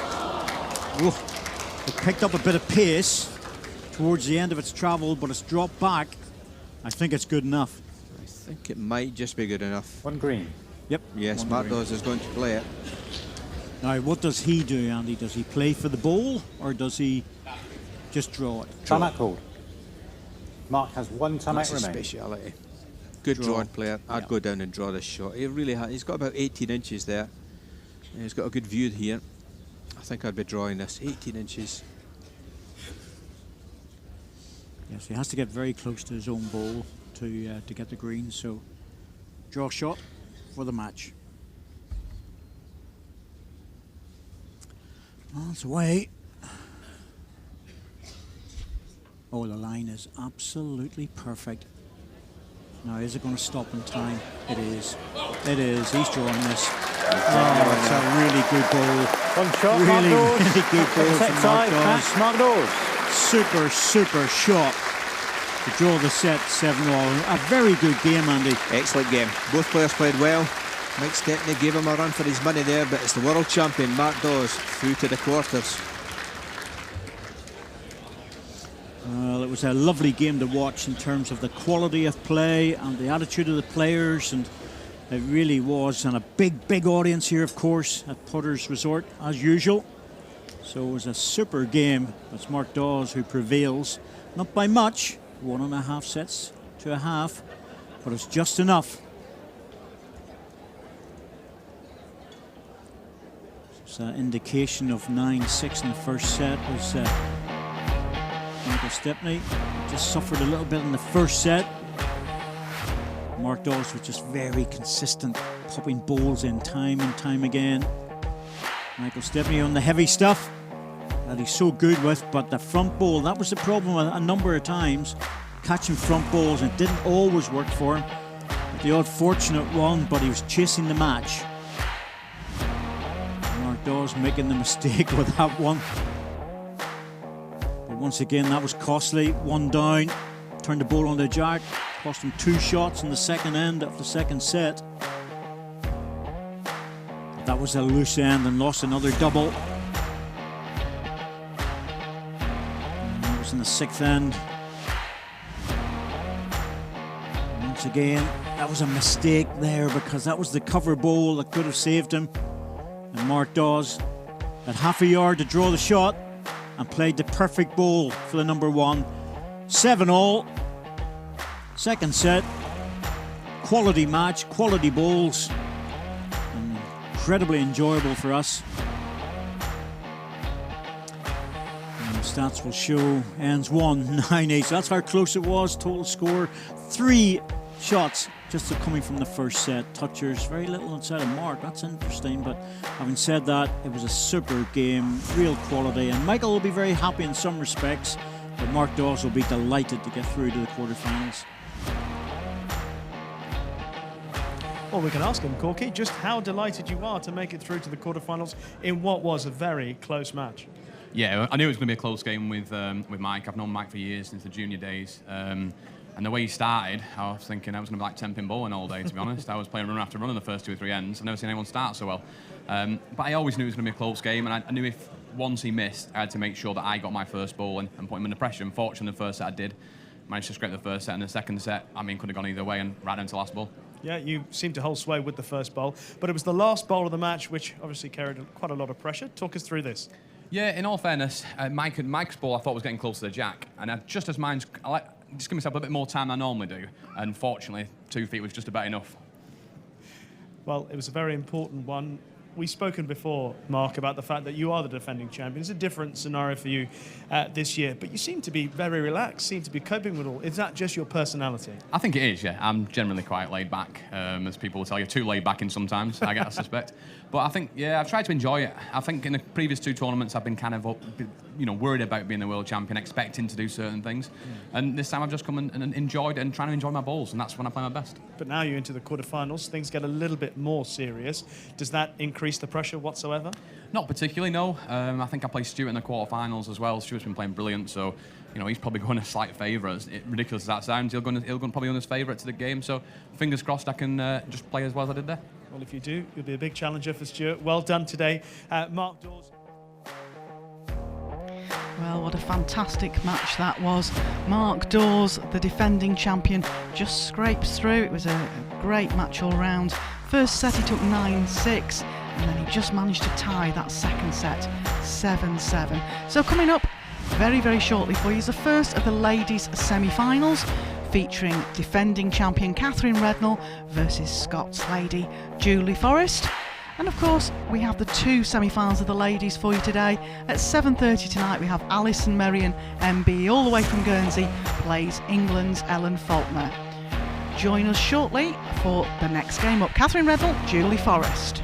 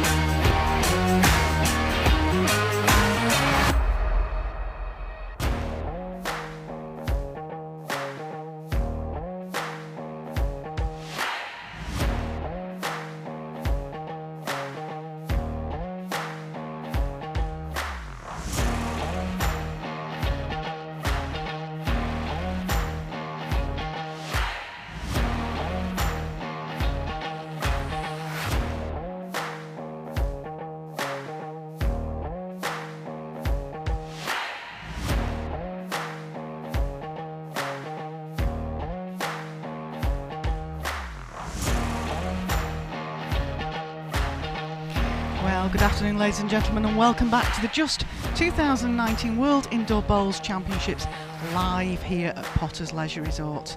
And coming up for the rest of the day, we have both of the ladies' semi-finals.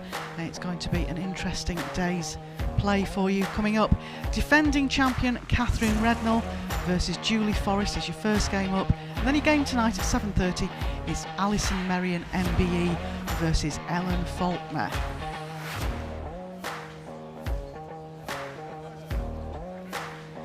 So, Katherine Rednall versus Julie Forrest. Interesting one on the cards here because Katherine Rednall is defending champion. Julie Forrest has just got the record in Scotland for the most national singles titles.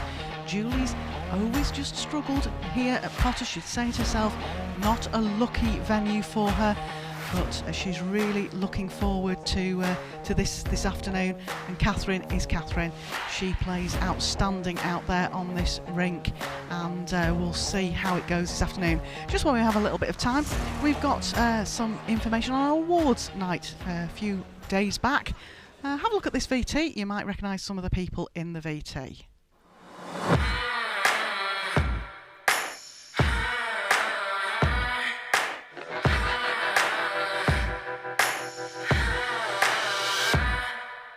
My name is Alec Marshall and I have just won the Lifetime Achievement Award. Janice Gower and Services to Bowls. My name is David Gourley, I'm from Scotland and it's Player of the Year.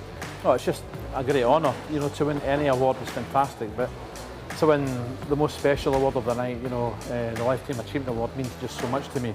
Totally shocked to win this award today. I wasn't expecting it. The work that I've done over all the years with the disabled to try and get them to bowl, to be able to bowl, just amazing, really. Yeah, look, it's amazing. You know, there's so much talent in this top 16, and to get Player of the Year is just fantastic. You know, it's a great feeling. There's no other venue in the world that's like it. It's like playing in a cauldron with people around you, and the atmosphere is absolutely fantastic. It's great camaraderie between everybody, between the staff and the players and everybody else, and it's just great to be part of it. Well, great VT that was of our awards here at the World Bowls Tour. Like I say, coming up next live on the rink, it'll be Katherine Rednall versus Julie Forrest. Tonight at 7:30 again, another very interesting game. Alison Merrion MBE, Ellen Faulkner.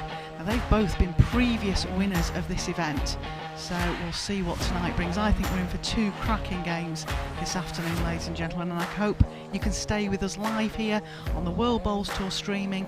We stream every bowl played at the World Bowls Tour events out there on the rink for you, and hopefully we've got some viewers all over the world tuning in for these live semi-finals. I see the players are making their way off the rink, so the games will be starting shortly.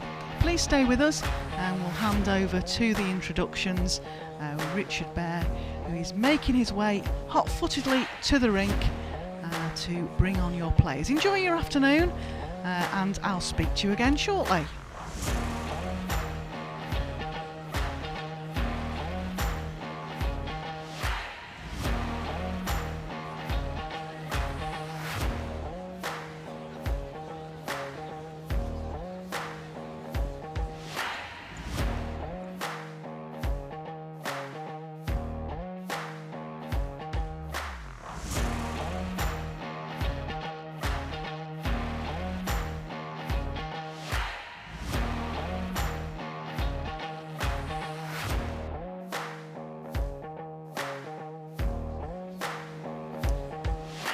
Thank you very much, Rishi. Yes, it is indeed now time for the ladies who will go through to tomorrow's final. Well, our first player has 7 Scottish national single titles to her credit and is a former WIBC world champion. Ladies and gentlemen, your appreciation, please, for the reigning Scottish indoor singles champion, Julie Forrest.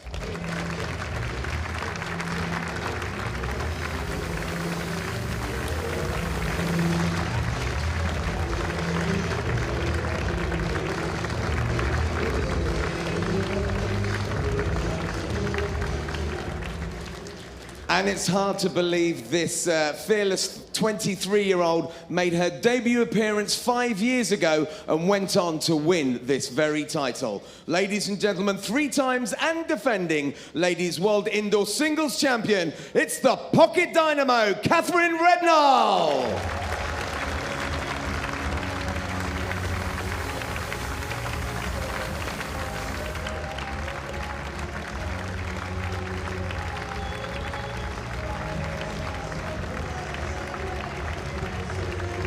A spot in the final of the ladies singles on the line.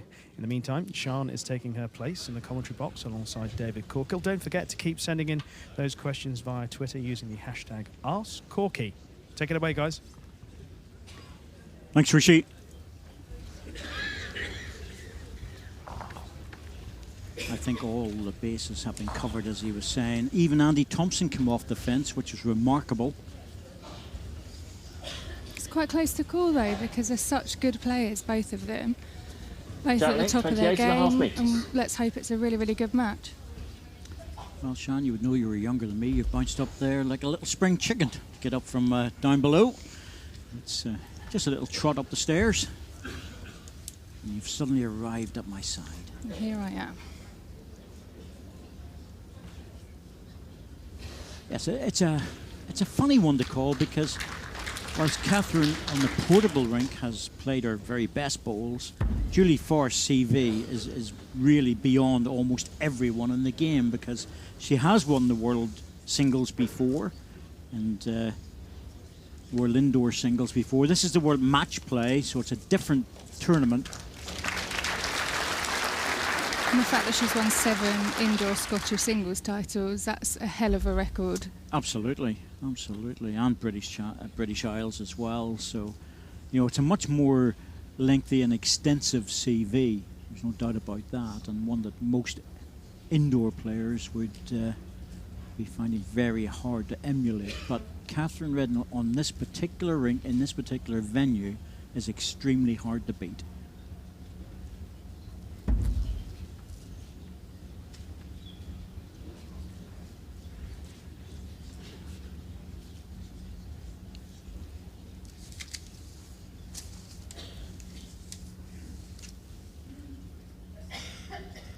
One green.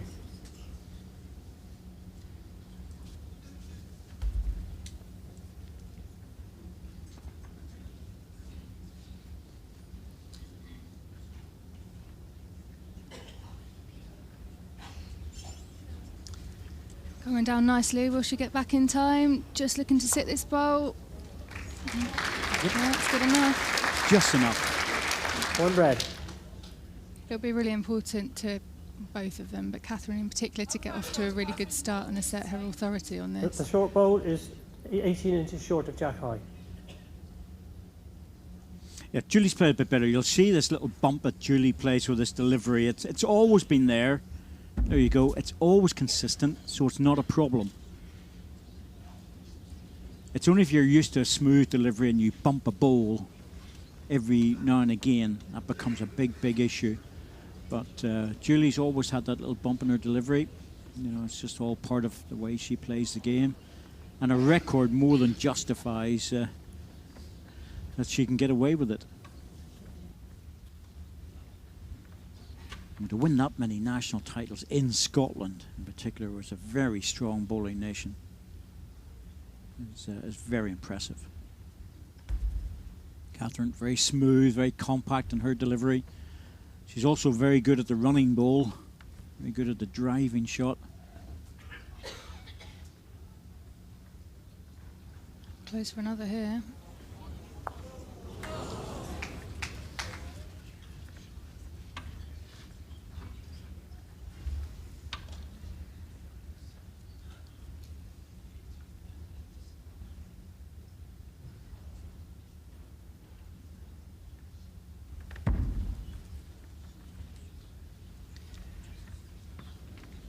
More direct here from Julie, changed her hand. Just looking to get onto the red. Didn't have the weight, didn't really have the power to force that through. One shot, Katherine Rednall. She could have afforded to play a little bit more there.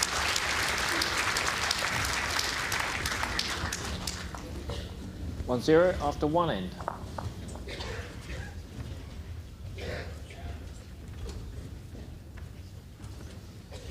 Crowd just filtering back after the previous match, and just a little comfort break.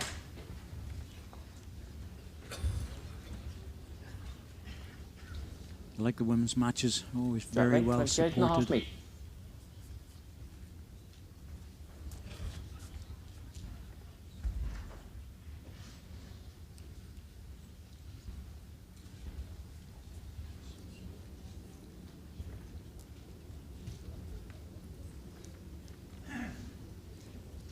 Interesting to see how Julie settles down, because she's never really shown her best form at this venue.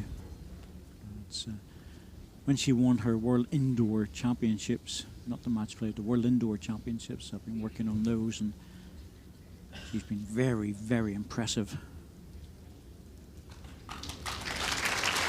Also won the Scottish Masters ladies as well, and that was again a very impressive performance.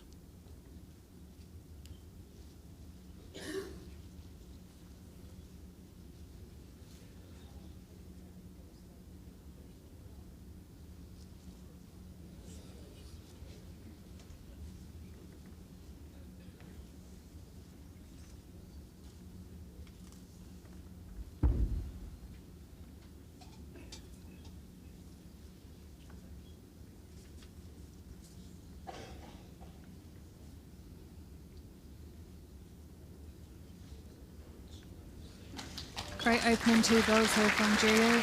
Just finishing behind with that one. Two green. Always helps when you want to settle down to get off to a good start.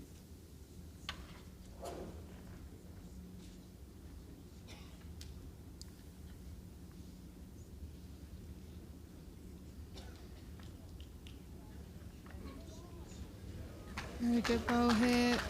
Just a touch. Second bowl, but finished well. 1 green.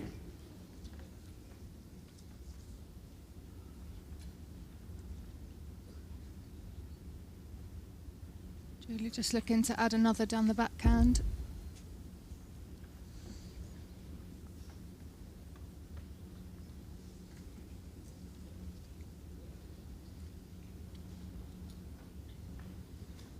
Just looking for the back red ball. That's a handy one there. That's a good receiving position. That's good stuff this end. Quality bowling.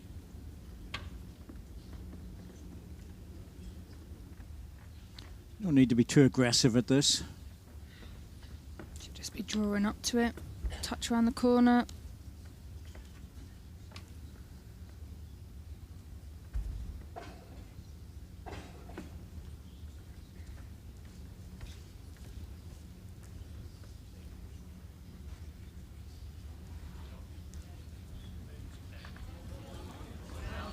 Needs a jack. Great effort. Great effort. Not really be too confident about going near this. Has to be very, very careful. Yeah, it's dangerous, any little touch. Both sides, Katherine sitting, waiting.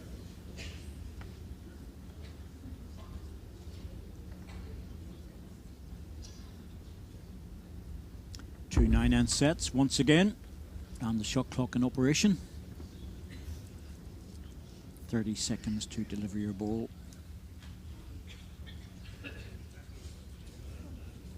That's what I call being careful. Forrest. Conservative drawing.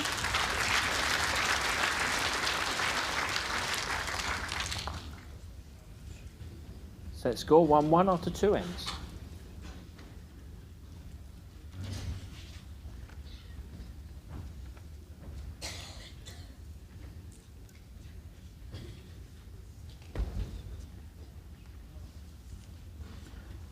These players played each other last year, where Katherine Rednall won 10-5, 8-4. But it's the matches played 23.5 really is the important bit. Katherine Rednall's played 13 matches on the portable rink here at Potters Resort and won 11 of them. That's the impressive bit. Julie Forrest played 14, won 5. So this is very much Katherine Rednall's venue.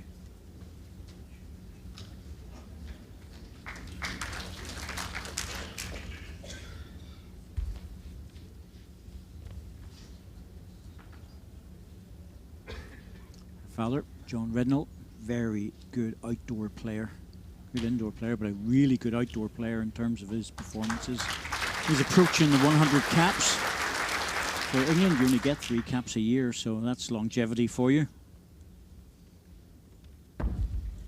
Anybody who gets near the 100 is, well, it's a very impressive statistic for your CV.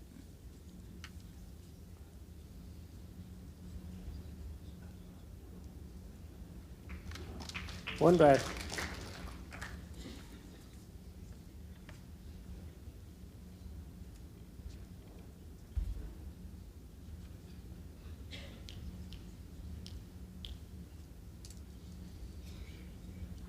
Overplayed this, little click of the fingers.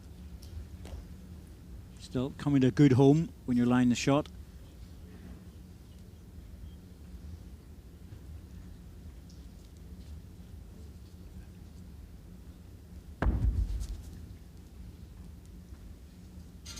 Always sounds worse with Julie, doesn't it, Shan? Because the portable rink's put down on pallets and. Yeah, it does sound bad, but as you said earlier, as long as she does it consistently, it only becomes a problem if you develop a change to your delivery. She's done that for as long as I've known her. Right from the start, and Ian Bond does the same thing. Yeah. And it's fair to say Ian Bond's been more than successful. He's had a great career. Close for this one, needs to hurry. Yep, that'll do for number 2. 2 red. Still room for Julie to draw, but I wonder whether she might be tempted into playing yard on. Well, the problem is that, well, first of all, if she gets the jack, it's going right back and make it an easy 2, but she'll lose 2. It's also very difficult to play yard on in this forehand.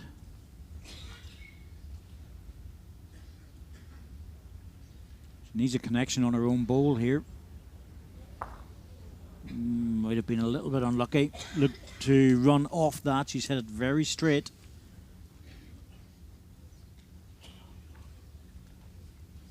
Close measure for the second one.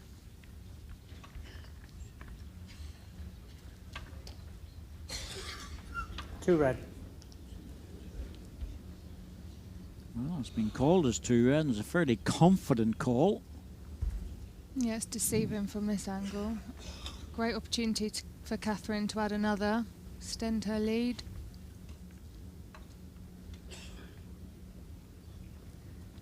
Having to change her hand, so that made it just a little bit more difficult, just dropping a bit short. She will have a lot of support here, of course, Katherine, because as defending champion. Yes, local, fairly local to her as well. Julie might get the measure out for the next one. I think I would. Umpire, please. Yep, absolutely.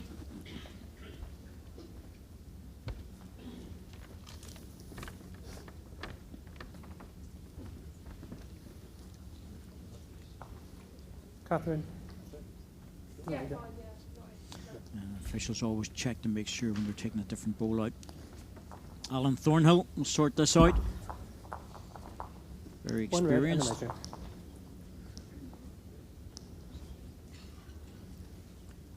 Alan's been at the vast majority of the big championships around the world, indoor and outdoor.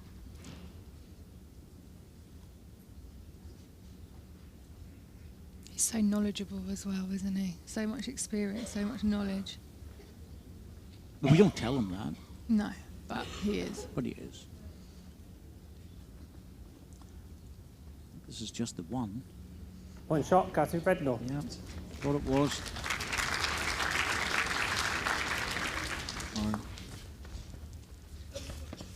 Our ring certainly indicated that it was just the one.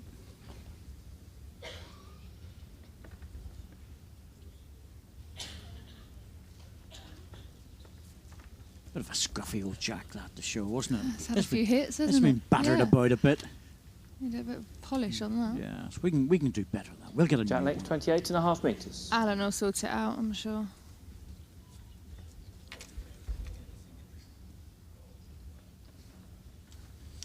It's the best way to get started in bowls if you've never played before? Well, John O'Neill, it's very simple, really. You just look up onto the clubs in your Yellow Pages sports clubs, find out where your local club is. Yellow Pages? Absolutely. It's under clubs. You can't be serious. Yes, Yellow Pages. Forget about the internet. Forget about the internet. I think we've come beyond the Yellow Pages on the whole.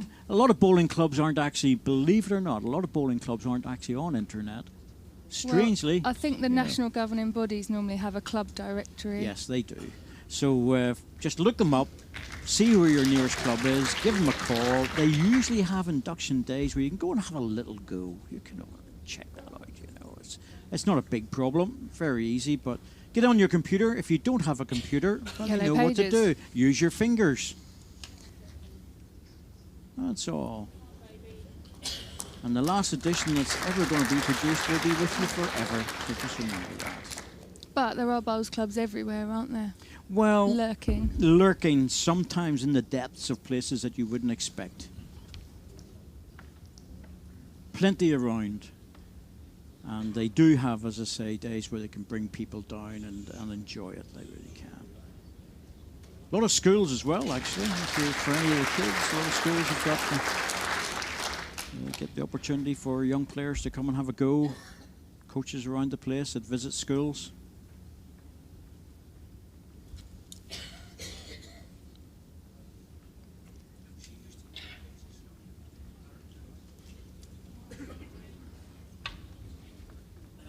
One green. Oh, it's just dropping in for a closer second. And how did you get in, Shan? You know, you're obviously not that old, so you know, probably. My grandparents played, so so as a young child, sort of spent quite a lot of time down at the bowls club. They played in weekend matches, and I think it was inevitable, really, that we were going to get a bowl in our hand, my sister and I, at some point.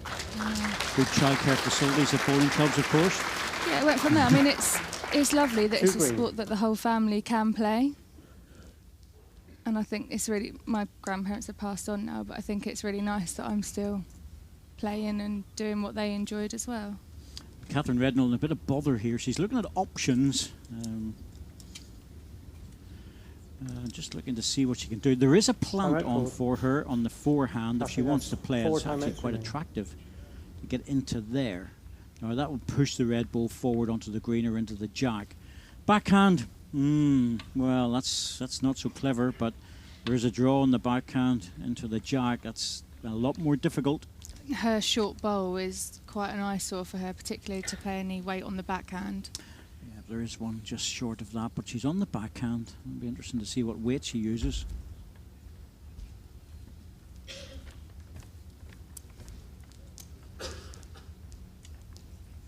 Just a draw. Great ball coming in here. Oh, she's played Great this ball well. by Katherine. Yeah, played it really well. It wasn't so attractive simply because any touch in the jack, she was still going to be one down. One green. But that was a real good ball. Brilliant effort.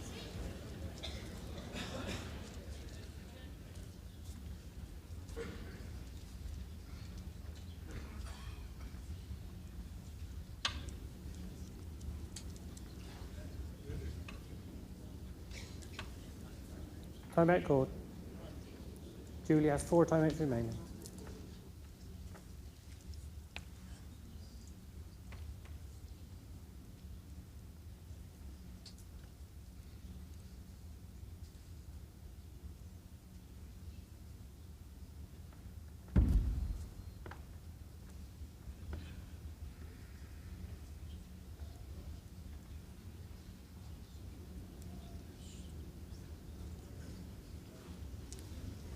Gentle, gentle. Oh, what an effort. That was a great effort for one shot, second shot. A lot of confidence to try and play Let's that go one. 2-2 after 4 ends. That's good bowling, as you would expect from these two. That's good stuff so far. That was a confident shot from Katherine as well to pick the draw when there was a shot down the forehand, a couple of options there. Yes, I think if it had been her last ball, she maybe would have played that runner. But because she knew if the jack came out, Julie would have an easy draw. Yep. Didn't want to release it out into the open. Jack length 25.5 metres.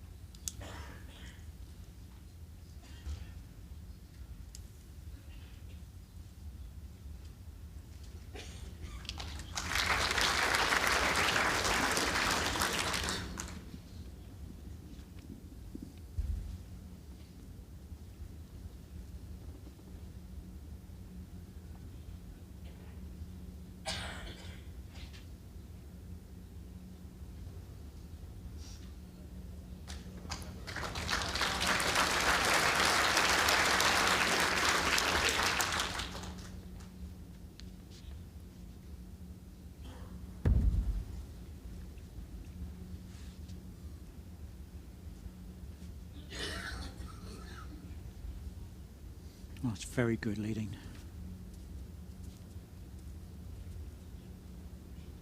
One red.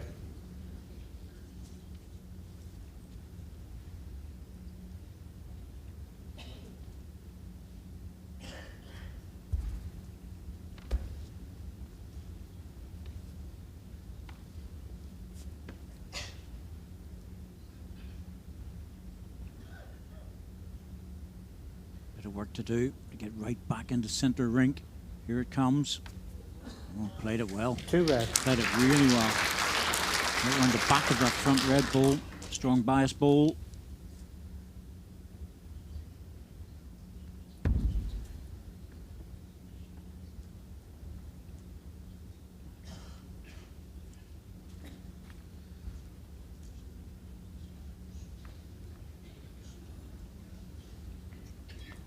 Just dipping under. She was on a more aggressive line there. Just still drawing weight. Yes, the hands on the portable rink are not very forgiving if you're just inside the line. They whip away very quickly. Almost better for Julie to forget about the jack. Aim for the outside red ball and hope that you dip. This is looking good. Looks like 3 red.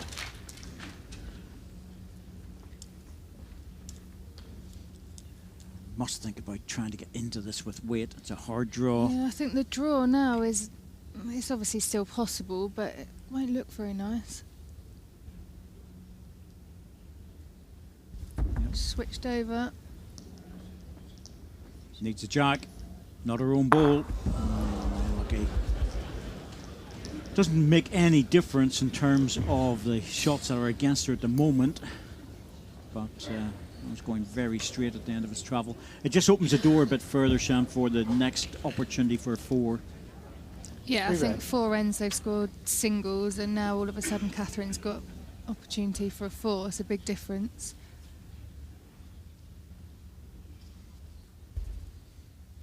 Good effort by Julie, just missing the target, but like everything else, if you miss the running ball, chances are you're going to get punished.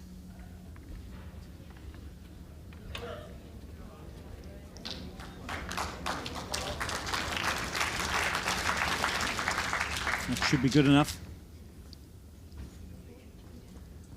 4 shots, Katherine Rednall. Full house. Add on by Julie Forrest. Not too far away, but Katherine buying 4 inside it. 6-2 after 5 the ends. closest one. I think that's the third bowl for Julie, her third bowl that did the damage. She was quite a long way under the head, and Katherine blocked her and forced her into playing weight, and all of a sudden she finds herself 6-2 down.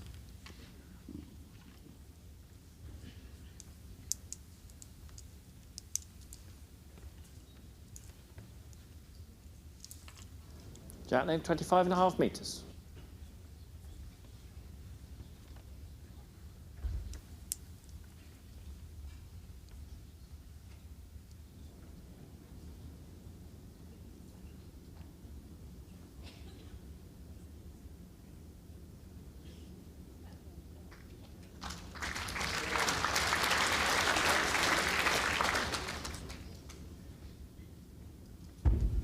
Well, that's the strength of Katherine Rednall. She will pepper the jack given the opportunity. Julie must match her at the very least in that aspect of this game.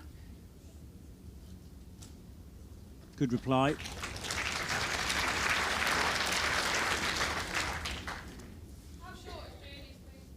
It is 8 inches short of jack high. The gap is about 6.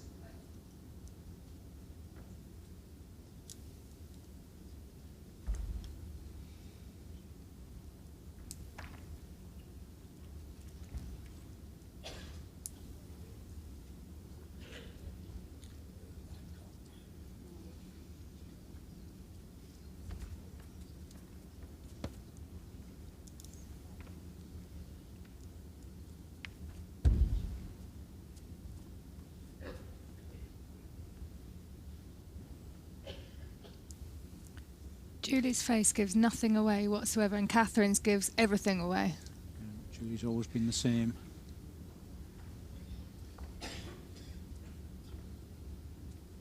I've known Julie a long time, and she's never really changed. Certainly not the way she plays.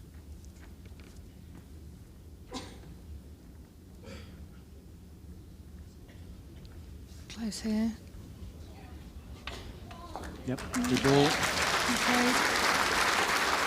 Just a little nudge on the green to drop her back. Yeah, finished in a nice position as well.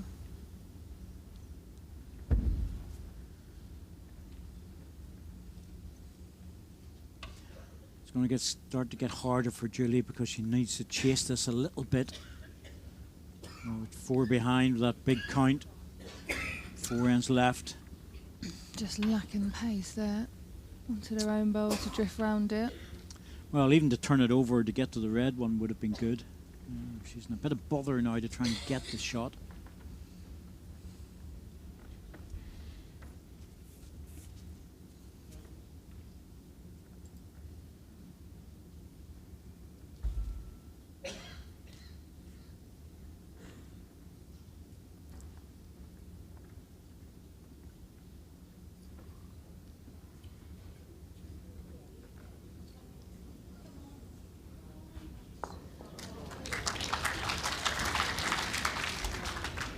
That's 2 red by the looks of it. Yes, 2. Julie's got a chance if he gets on her own bowl.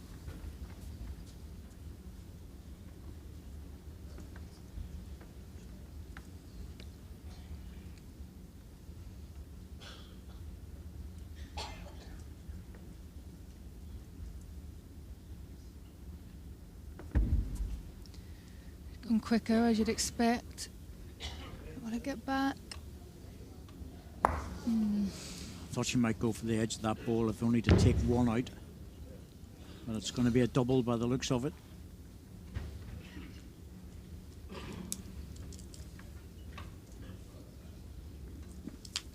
And this set is sliding away from the Scottish champion. 3 ends to go, but you don't really want to be chasing against a player like Katherine, who just got the ability to keep piling the bowls in. No, it's a sort of match you're thinking that who's going to get the break, who's going to get that multiple shots in one end and make a difference. Alan Thornhill's out with the calibers, a bit further for the calibers than normal, but these are the larger versions. We've got all the toys out there, these guys. At some stage we'll get a chance to show you all their kit. More like a 18th century surgical table, all the different implements they've got.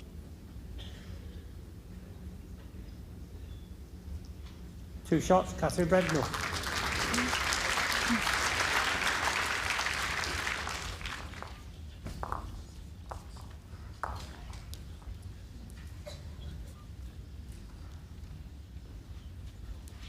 Set score 8-2 after 6 ends.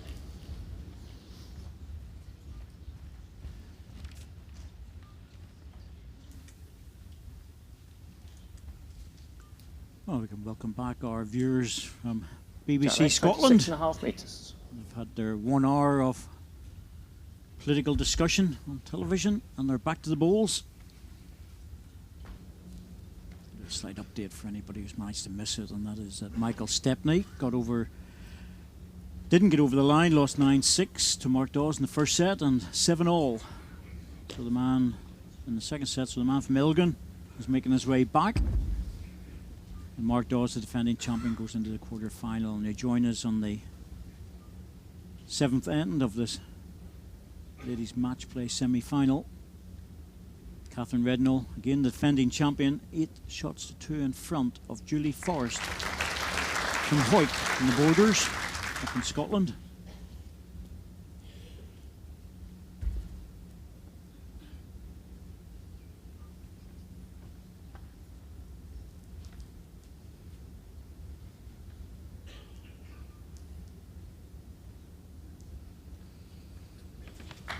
Is it better?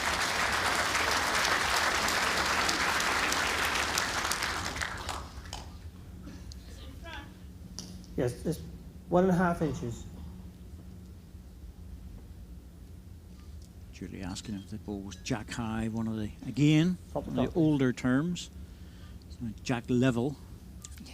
Does anyone really use jack level? I heard it, funny enough, with somebody recently, and I thought, it's not natural, is it? no, what rule book have you been reading? Yeah, it's jack high. We used to call the bowls tournaments jack high. It was great.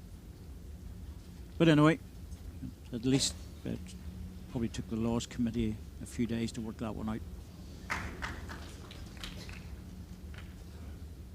They do a great job. We always need some laws to be amended occasionally. That's just not one of them.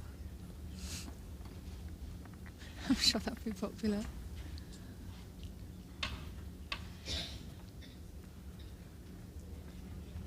Close again. She's just getting the opportunity to keep adding, which is when she's dangerous. Yep. Julie's just not tight enough at the moment. Needs to get those balls 3, 4, 5 inches away, and at the moment there's just too much room for Katherine Rednall, and unfortunately it's no good for Julie just to be drawing for second shots. She needs to be attacking things, try and get into them. You know, searching around for draw weight there when you really should be playing through for the 2 red balls. It's crying out to be hit, that end, I think. Even moving the front green one would be good, but even if she just uses it to get her arm going. Yep, you can't leave it to the last ball. And I think to a great extent that's the difference between, with no disrespect to some of the women players, not all, just some, who prefer to keep to the draw and then use the last ball for driving, whereas a lot of the men will drive from the second ball sometimes, even the first. I think for a long time it was almost frowned upon for women to use a lot of weight. Really? Wow. Goodness me.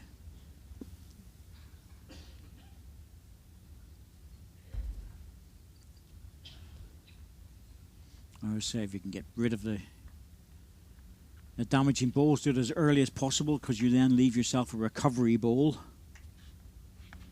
As Katherine pops another one in around the back this time. Yep, that's very useful. Right, Julie here, she's lying 2 seconds, which she probably is. In fact, I'm certain she is. She needs to run these balls off. They're both going to go. She's got the 2/3, hasn't she? Definitely on a tighter line with more weight this time. Hard to pick it out. I'm not going to react. Yep. I think that's the ball she should have tried it with the third one and then adjusted with the next one. She didn't get it. 2 shots, Katherine Rednall. And it's a set virtually over.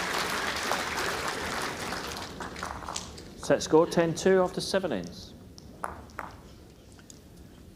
It's a good indication that Katherine Rednall hasn't needed to play her weight shot, because she's a very forceful drive on her and very prepared to use it, but she hasn't been in that much trouble. The first few ends, she was very patient. She was just waiting to take her chance and swoop, and then she was able to get the 4, and she hasn't needed to call on it. She's confident in her drawing ability, and she's playing extremely well. New style of shoes that have been on the market for a while. Supplied with pink laces if required.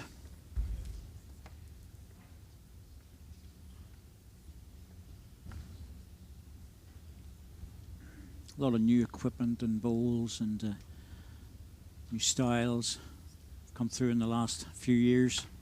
Very much an updated sport that way, along with the multiple coloured balls. They've been around for a long time, though. People think coloured balls are a fairly recent phenomenon. Well, I can tell you now, guys, that's not the case. Do you like it, or the colour? Yep. Yeah, absolutely. Happy with that? Absolutely. I was, played in an invitation. Well, the first one was an invitation. After that, it was opened up to the Irish Masters, which was played in coloured bowls on television in 1983. I just wondered, what with you being a traditionalist and all? Nope, I like the coloured bowls, I have to say. I really do. It's coming back very well. Oh, no. To touch the jack and make any difference. And touch the jack, but I think it's one red.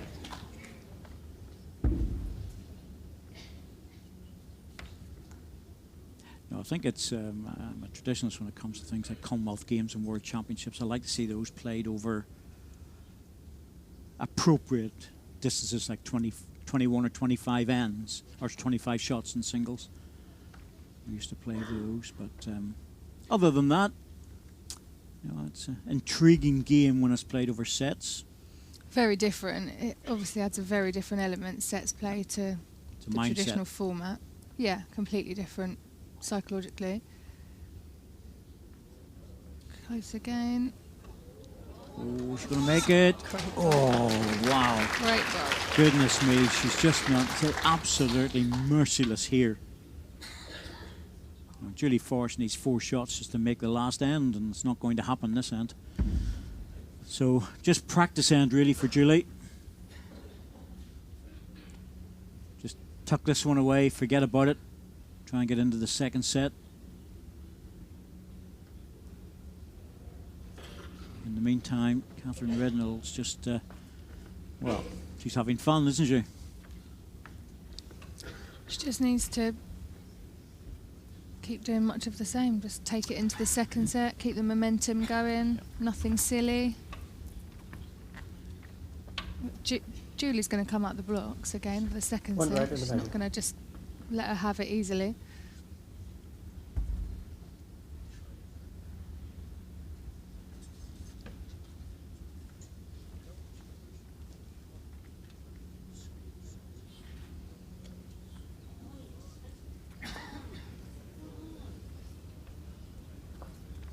There's a lot of good balls. Julie Forrest has got 2 balls in very close, and she's still 2 shots down. Yeah. At least we think it's 2 shots. May not be. Indicating 1 at the moment. Very, very close. And it doesn't make any difference. It's academic. But there's no way Julie's going to get a 4 here, so she's just drawing to this. And that's very sensible. Try and keep the drawing weight.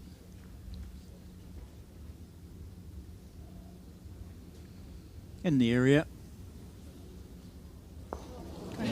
Another good ball, but first set, Katherine Rednall. End of ball. Katherine Rednall's taken that set very comfortably.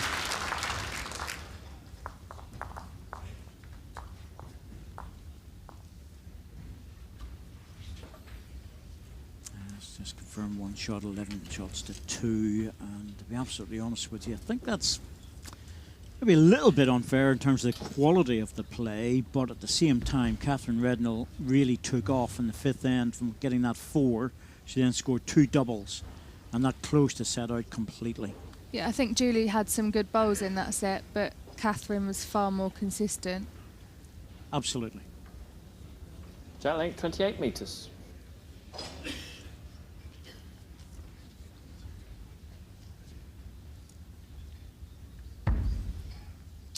What are the coloured bowls made of? Well, it's actually made of powder, but it's a melamine powder material that's done. It used to be phenolic resin in the black bowls days, and before that, would you believe it was lignum vitae? It's very clever. I saw how bowls are made for the first time a couple of years ago, and it's very clever how they do it. You don't realise. Yep. I visited the one manufacturer in Melbourne back in 1983 and got a set of bowls made for me while I was there. Oh, wow. And the list of colours that you can have now across all the manufacturers, it's such a wide range. You can pretty much have what colour you want. Absolutely. Speckles and... And there's a clear set. not sure about that. They're horrible. You do not want them. They're really weird.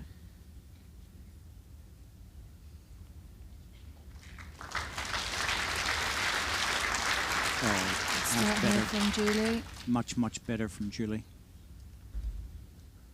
Interesting to see if Katherine gets close with this one. If she doesn't... Right. She didn't like it out of her hand. Right.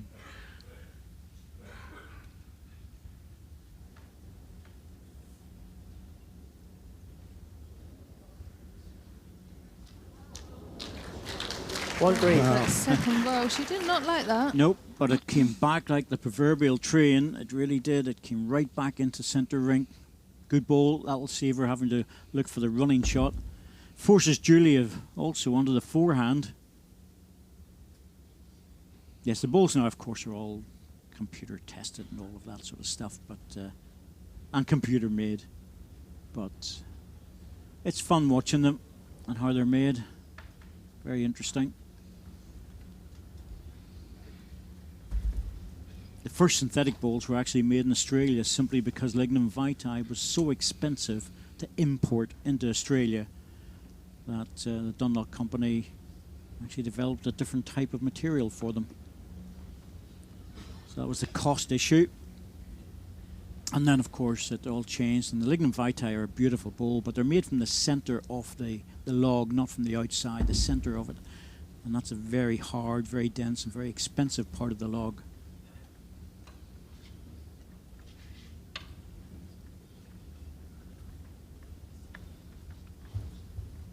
They're still used occasionally, believe it or not. Yeah, you do still see them, don't you? Yep. Some of the older players. The colours of those are beautiful as well. That Walnut. really, really lovely. Almost like a walnut finish to them. Well, this is a very good end for Julie Forrest because not only is she lined the shot, but she's got good position. Katherine Rednall can touch the jack here. If Katherine Rednall plays this and gets a 2, well, I'm not sure how much more Julie Forrest can do.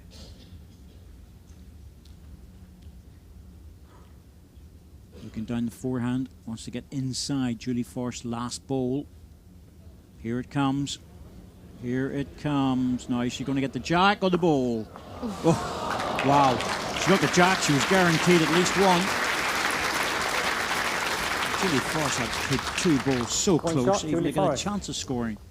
Interesting again how Katherine just went for the draw as well. Set score 0-1 after one end. Staying away from the hit shots. Yeah.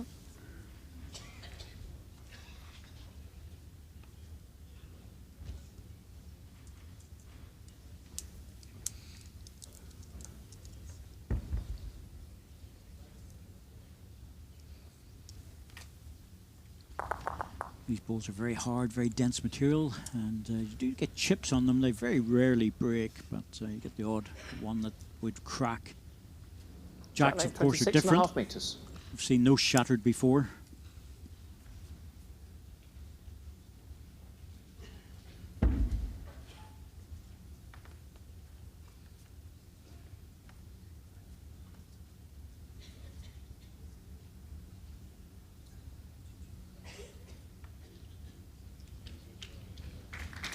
Once again, another good start by Julie Forrest. That's what she has to do, end after end, to put Katherine under pressure.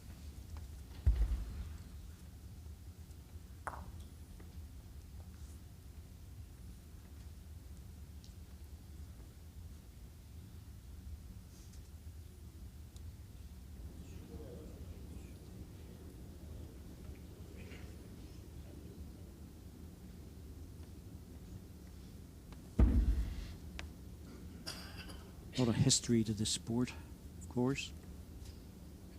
Goes back hundreds of years. Very aristocratic sport at one stage as well. Played by the kings and queens of England.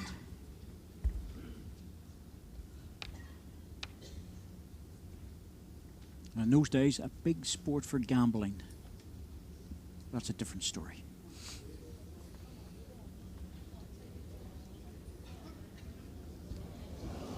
Good effort. One green.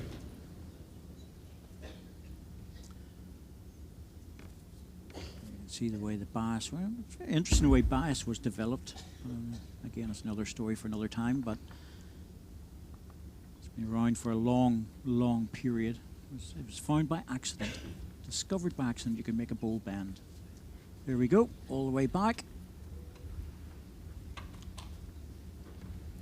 She'll be disappointed. She's a really good opening bowl, and then 2 and 3 just not quite finishing it off. The second in particular, because you really want to close it down on the second delivery. You want to put the pressure on. Too much room for Katherine. You can't give her that many bites at it. Oh, through the gap though. Had to make the gap by moving the jack. 1 green. But you don't want to take a chance on this. Julie Forrest might think about how to play this one. Still available in the backhand, but it would be a very good shot in the forehand as well.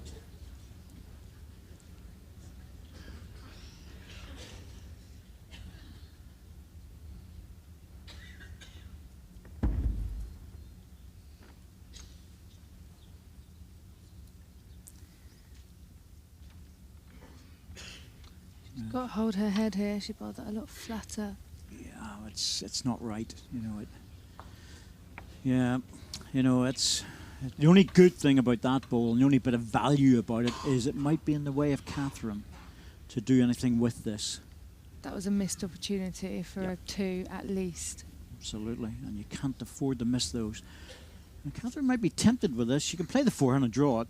She can come around the green one and draw it, but it's not easy. She might go through the gap. If she's playing the backhand, there's a little gap there. She could go through it and take the ball out. A bowl for 3. That's what she's going for. Not quite going to hold that. Any damage to... Oh, look at the run through. Oh my goodness me. That is... Oh, 3 shots. Oh, dear, oh dear. Oh, that's... Oh. That's painful. That is painful. 3 Look shots, at this. Katherine It's the Rednall. run through I was watching. And right into the other 2 reds. Would you believe that? You might start to think it's Set score maybe 3-1 after 2 ends. not the day for Julie when things like that happen. But Yeah, that's pretty outrageous. I think that's a good descriptive word for it. She wasn't anticipating coming out of that 3 down without the bowl going clean, was she, Julie? No. Jack length, 27.5 I think metres. once you saw that Katherine's ball was going tight, she might have been thinking actually she would take her own out. But anyway, it's all part of the sport. Yep, she just needs to forget that. Yep, just put it to the back of your mind, buckle down, get on with the job.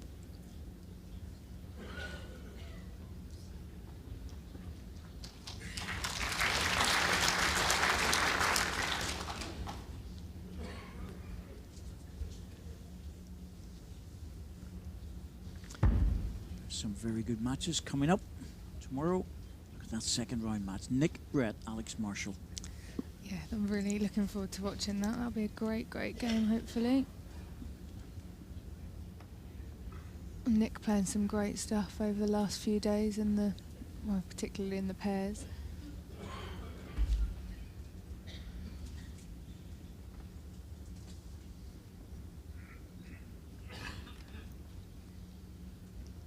Katherine, first ball in.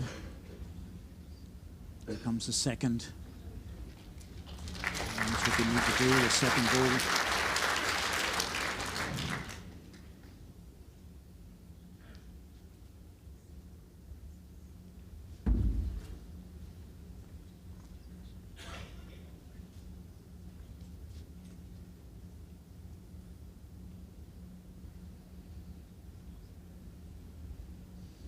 Oh dear, Julie.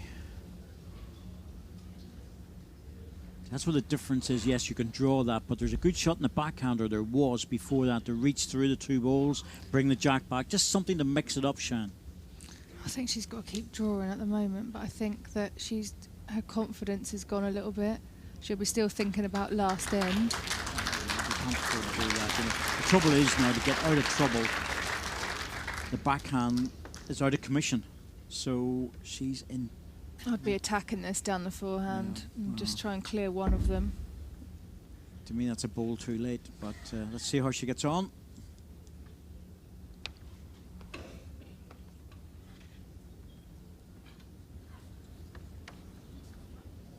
Good effort. Just the overcorrection, that's all. When she drops short, 3 red. you're inclined to push through it with the next one. Oh, she's in real bother here. Katherine will drop another one in. Don't think she'll even think about going deep on this.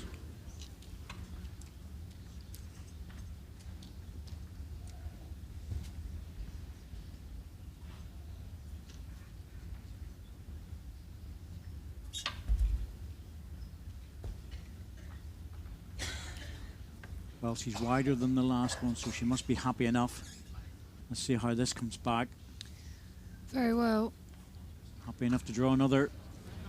Yep. It's great bowling from Katherine. Really, really good. Finishing the right side as well, not to leave it at shoulder.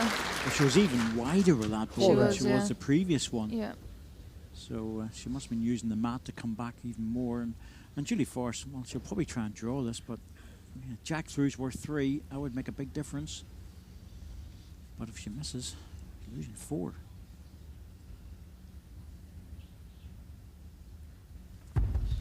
Going for it.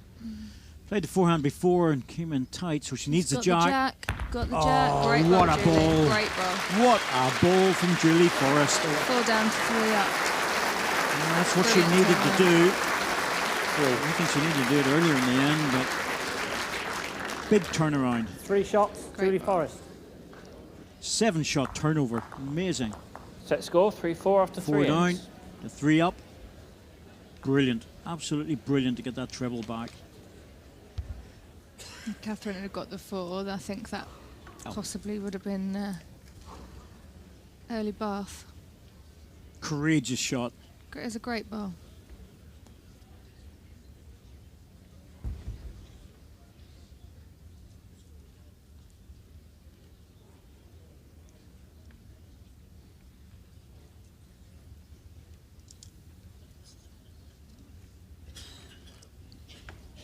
Let's just see if Jack Julie length, Forrest 27 can metres. build on this now. You'd like to see her putting 1 right on it now.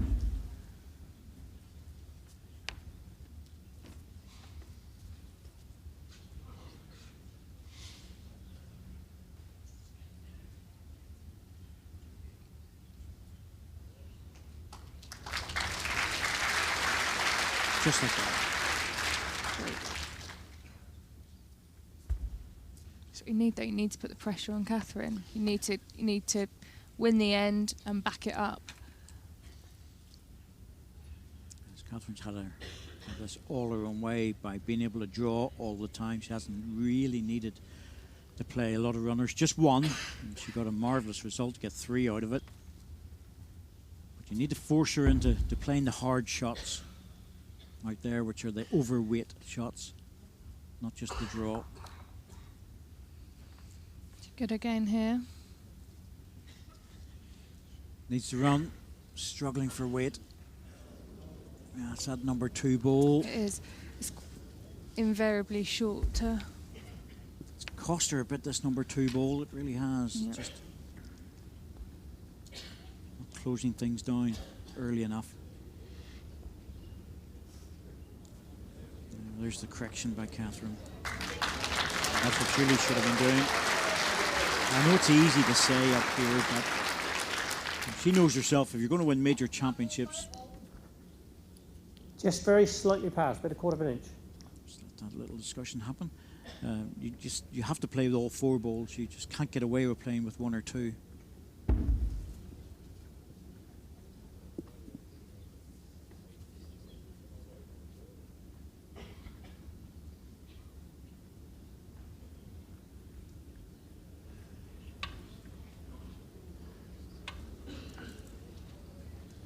Not a lot of conviction there either.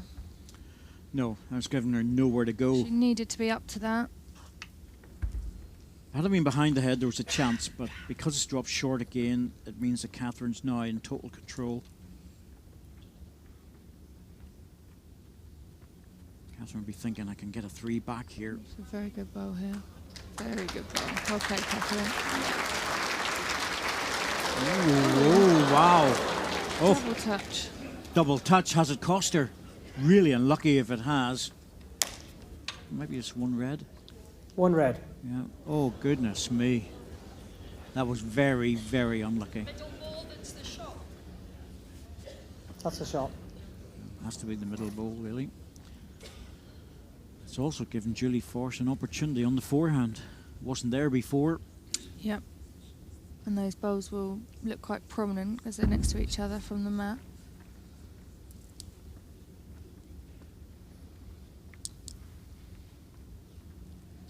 She's given this a chance. Yep, got a chance for this. Just needs to bend. That took a funny little wobble coming down there. I've seen this before on that forehand. It just straightened out a little bit. It looked good. It looked like it was going to come right the way back and just sit on Katherine's. She may not be that interested to play this. Might just walk away from it if she's... just double checking that she is actually holding the shot. It looks very close from here. Julie might ask for the measure. Timeout called. Katherine has 2 timeouts remaining. If she's not sure, she has to play. She's called a timeout just to give herself a little bit more time to analyse it. This is a tricky one. If you want to play it, you have to play it on the forehand. You have to be very, very careful. There's the marker. Mark Dawes going to have another look. She needs to sit on her bowl at the back, not the shot bowl, because any jack movement, we've just seen what can happen there.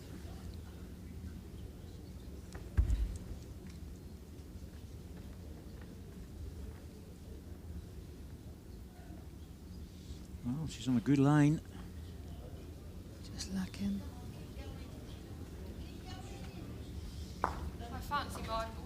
Yeah. Umpire. Well, that could have been a very costly end for Julie Forrest, as it's turned out. To measure for the shot following that unfortunate little tap that Katherine got on her ball down. Smaller calibers required this time for Alan Thornhill.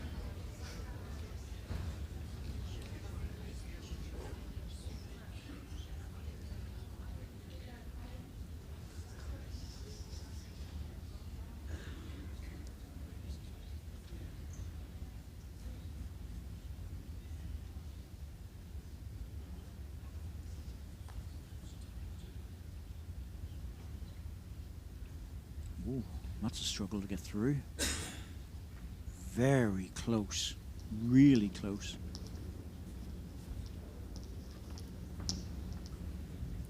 One shot, Katherine Rednall. And it is. Katherine thought she was landing the shot.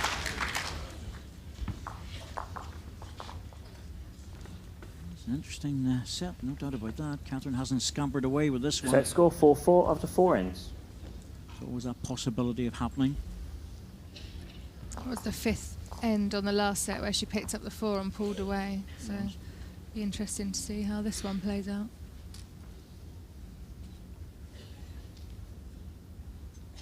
Jet length 28.5 metres.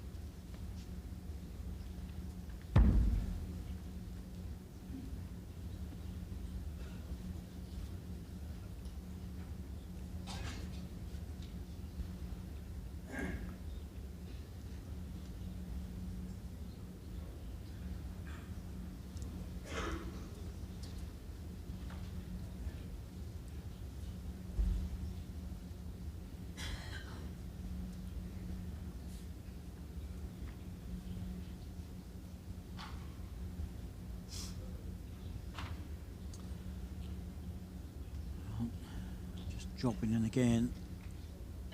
Hasn't closed the head down, but it's another shot.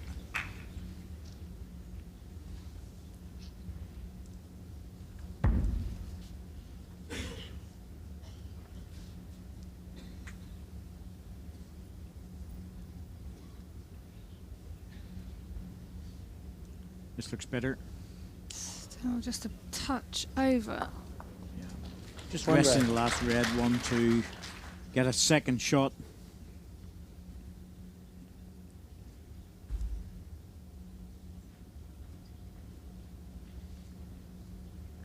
It's really all about muscle memory now. Just you've got the line and the length of the first ball. Don't adjust too much. Dropping short. Chance for Julie here to reach this. Certainly worth playing down with a little bit just to reach the red ball or turn the jack to her own. Not a time to drop short. Oh, I think she's only drawing. She didn't look too happy the way she let that go. I think the line's all right. Yeah, it's the weight, that's what it is. Just over the pace. Well, actually, to be honest with you, Sam, that pace was good. Just need to narrow it a shade. Yeah, but she was trying to draw it. Yep, she needs to reach it though. It's not a... I wouldn't worry about that, you know. It's a good opportunity to reach the ball, tap it out.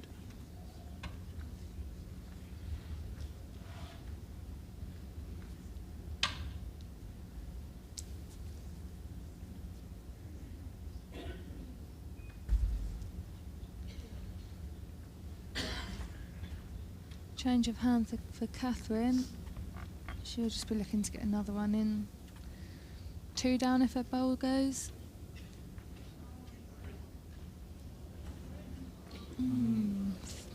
Two short bowls by Katherine, most unlike her. It's still there for Julie, the bowl. Yeah, not often you see that from Katherine.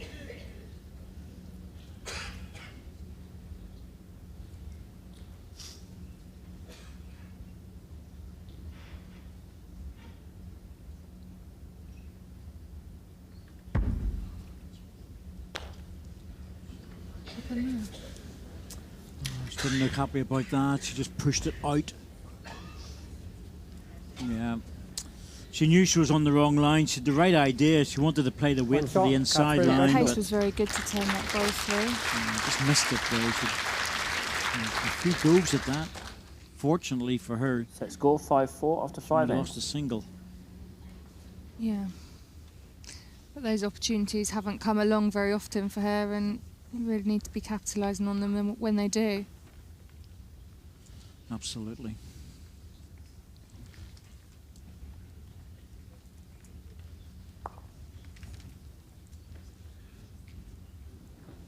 Jack lane 24 metres.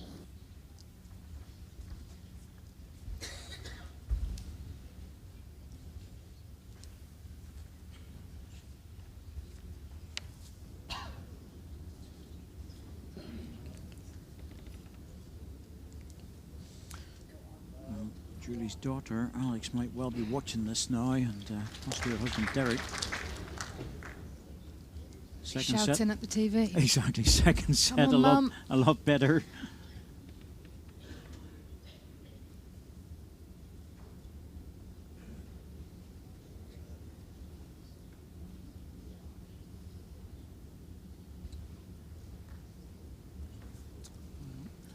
It's better around there than being short, but once again, Katherine being offered the opportunity to add a second shot.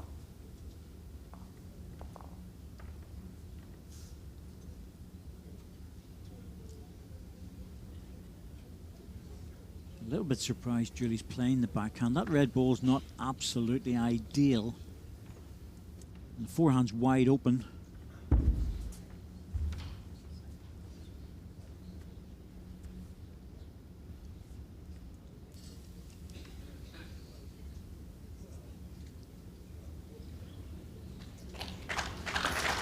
Just sneaking around it. In for number 1. On green. Yep, Katherine wasting no time. Moves across into forehand. She's a very quick player. She is, yeah. Julie spoke in the VT before about possibly trying to slow Katherine's game down. I think he'll do that. Get broken Katherine. I think the problem with that is that the On red. shot clock has more or less cancelled that out. Well, I think the main problem with that is you worrying about someone else's game. not your own. Play your own game.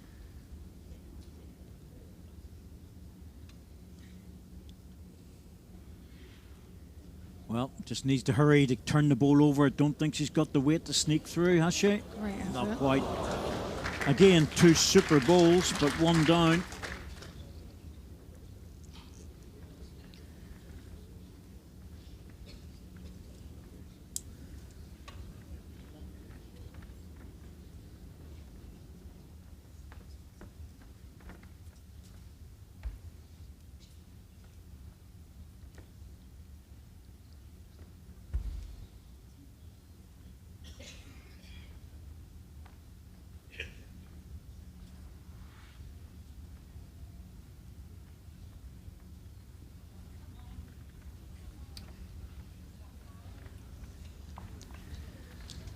Surely Julie's going to hit this now.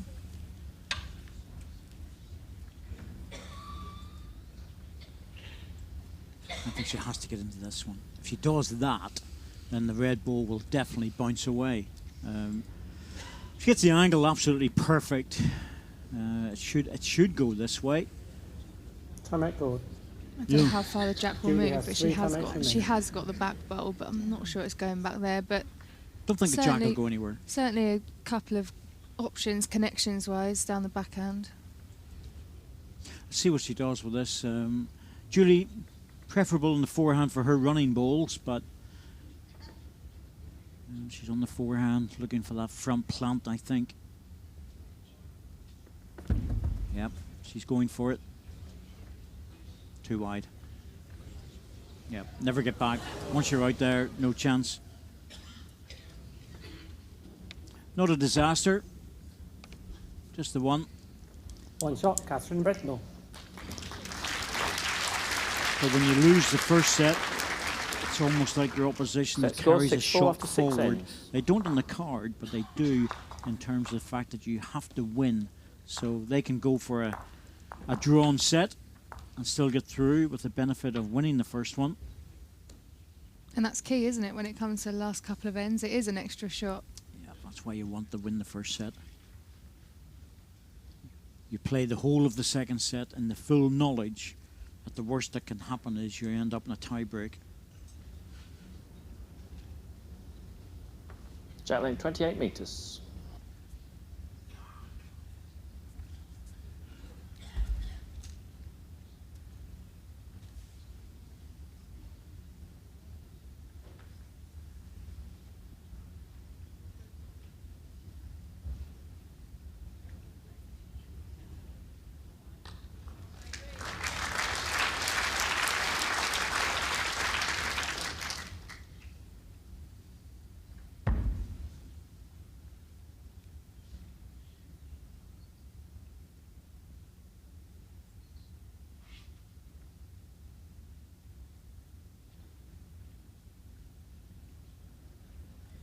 That's a good reply. I think Julie is now in a situation where she needs to win all 3 ends. Yeah.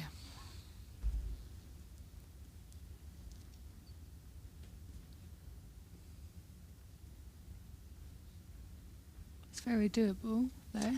Well, yes. Three singles is enough. But Three singles is enough, but it's been a strange old game. The last 3 ends have been singles for Katherine.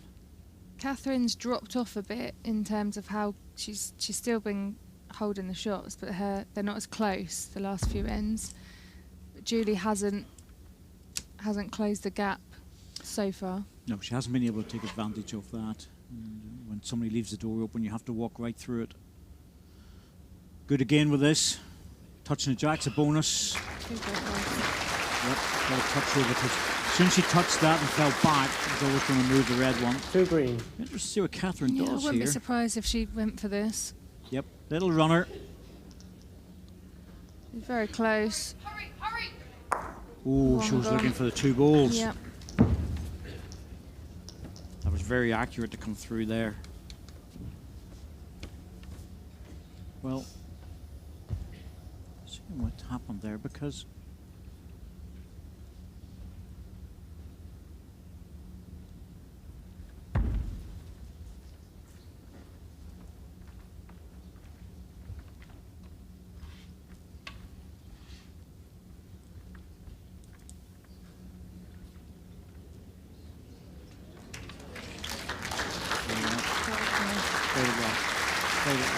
I was just checking to see that other green ball disappeared. It was a toucher, but it went off the edge of the rink. Red one ran through into a ditch. It was taken off.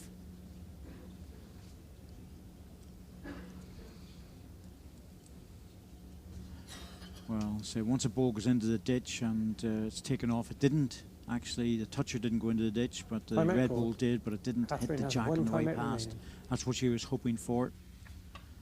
So 2 to green, back position in favour of green. This is a good end for Julie Forrest.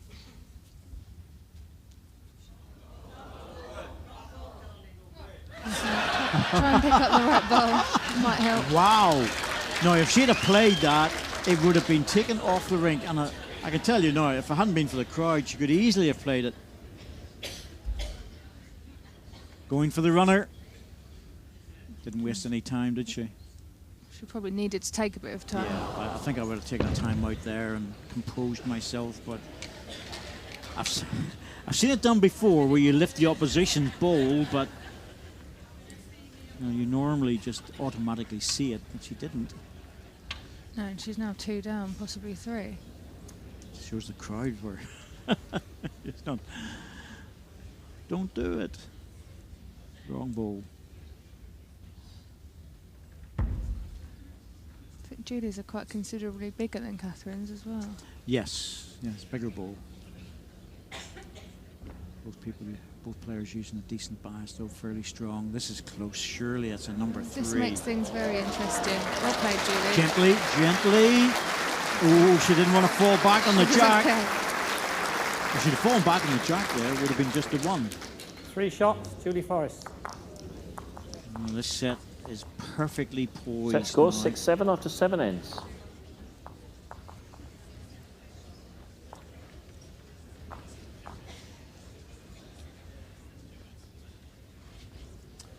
Green ball just coming in, and quite often they flop down on the jack. 3 threes in this set. Strange. Yes, but they've been good 3s. That's the thing. They've been very, very tight. That was Julie's best end for a while. Absolutely. Julie's other 3 was the drive for the jack in the ditch. Jack length 29.5 metres. Needs a good first ball.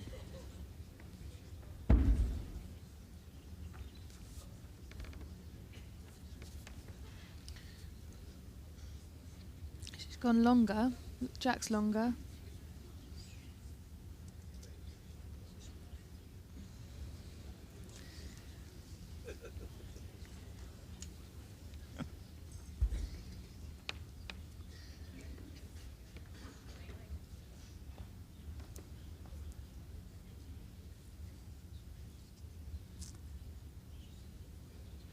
The chance.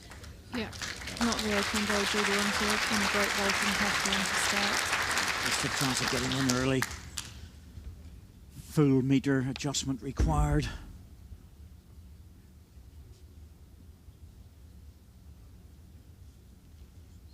This is looking very wide. Yeah, whip was good, missed the line.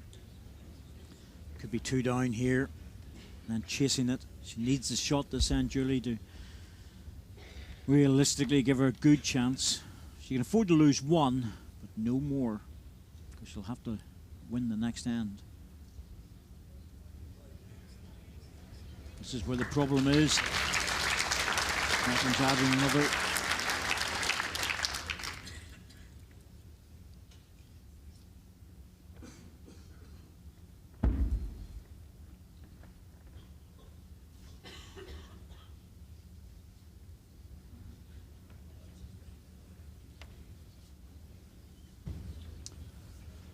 Powering through a bit.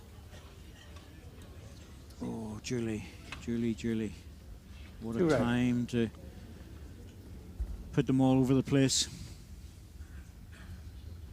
This is going to have to be a massive last ball. Expect Katherine to add another. Yep, she's picking up that line beautifully. This is going to have to be a brilliant goal from Julie Forrest to save this. 3 red. It's amazing how she can go from the last end and then just scratching around a little bit for the weight, over adjusting, and now she's in a heap of trouble.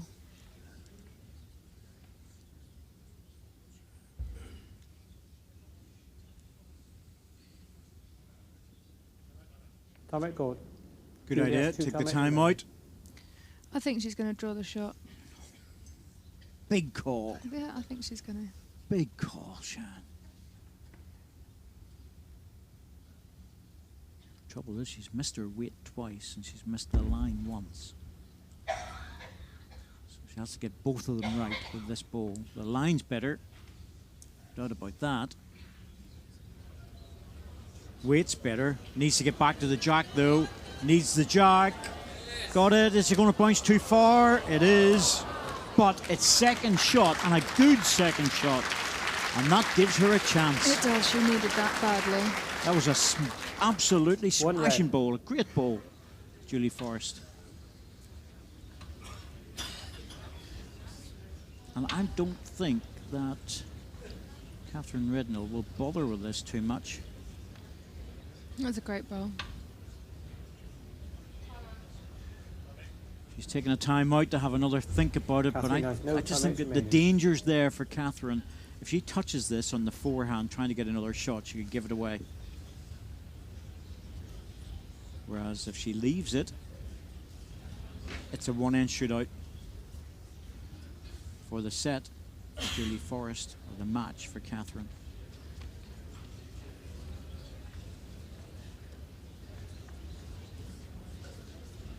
No, I just don't think this is worth it. I don't think it's worth it either. Stick it up your jumper. Yeah, let the marker have a little bit of practice. That's all. I think she could bowl the perfect bowl and be really unlucky. And then she needs 2 on the final end. Well, she's down to 7 seconds. 3 seconds, and she's on the backhand. Well, that's a nothing ball, really. Yeah, it's she just left it too late. And to be honest with you, I don't think there was any shot Katherine for Rednall.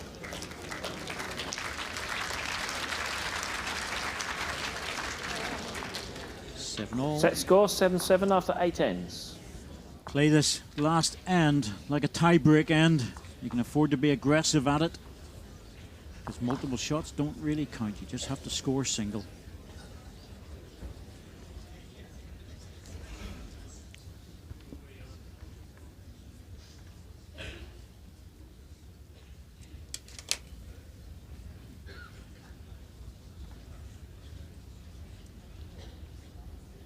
Jack length 24.5 metres.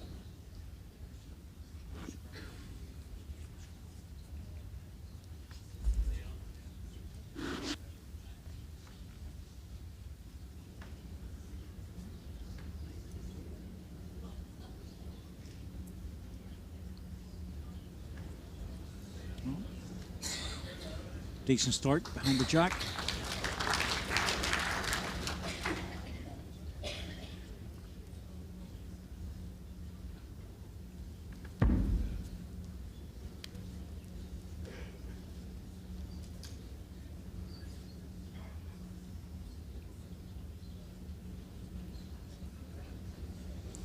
Good start from Julie. Yep. Good first ball.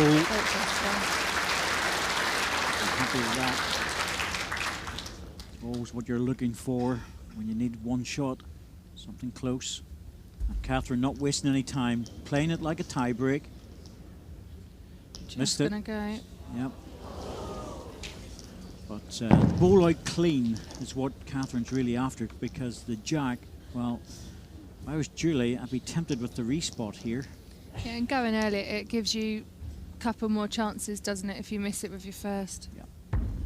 Tactically, it's quite a good thing to do, but see what Julie's doing here. She needs to hurry with this if it's going to be a real value. She needs to get onto the respot, and I think she's short of it by about 4 feet. Half an inch. Well, choices. Play it again. Hope to get it on the respot or take the ball out clean. She'll go again. Back to the draw. Goodness. I'm surprised. I thought she'd go for that.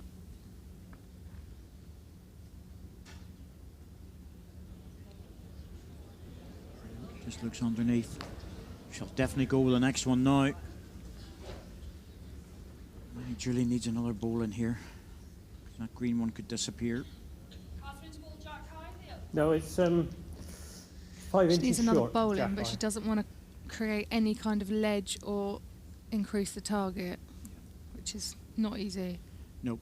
No, a foot behind the jack would be perfect. Tough one, this.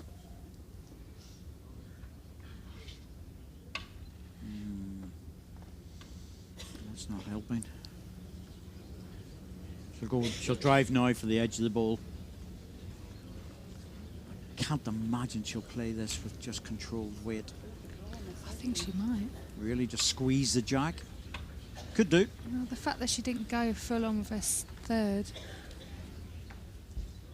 And she's been drawing so well. Yep. Going for the edge. Wide. Too wide. Thought she would, but... One shot, second set, Julie Forrest. Match we're into a tie tie break. Good fight back by Julie Forrest. And all credit to her for doing so. Put away the disappointment of the first set, but she lost 11-2 and came back to win the second 8-7. It's a tell. It's your choice, Julie. I think Katherine was indecisive on that last end. Julie's won the toss. You give the jack to Katherine in the first end. Yes, you could be correct. I can understand why she played it. Get a closer ball with a third and then take the ball off with your last. It leaves the opposition one ball to recover. Not bad. But Julie won the toss of the coin, so it's her decision to take the jack or give it away, and she's given it away. So Katherine will play the jack to her preferred length, but Julie will have the last ball.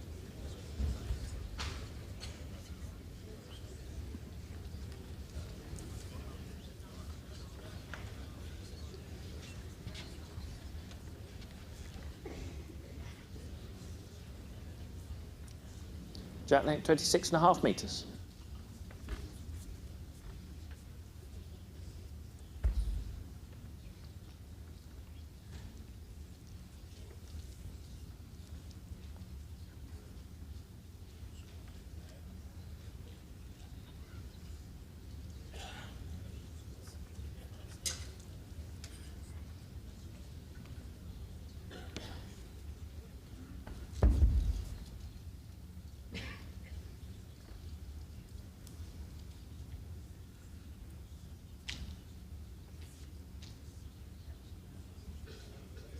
Just needs to run. And there it has. I think there's a little quick run out there somewhere because I've seen this before. A ball that looks like it's just stopping and moving on. It's a good starter. The wider lines are quicker on here. Yep, seems to They're be on finishing occasion. much quicker.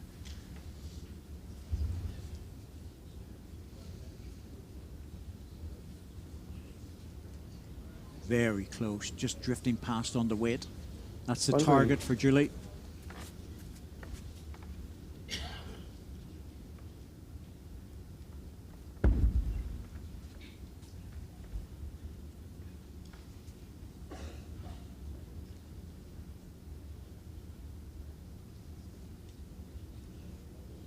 She's close to the red one.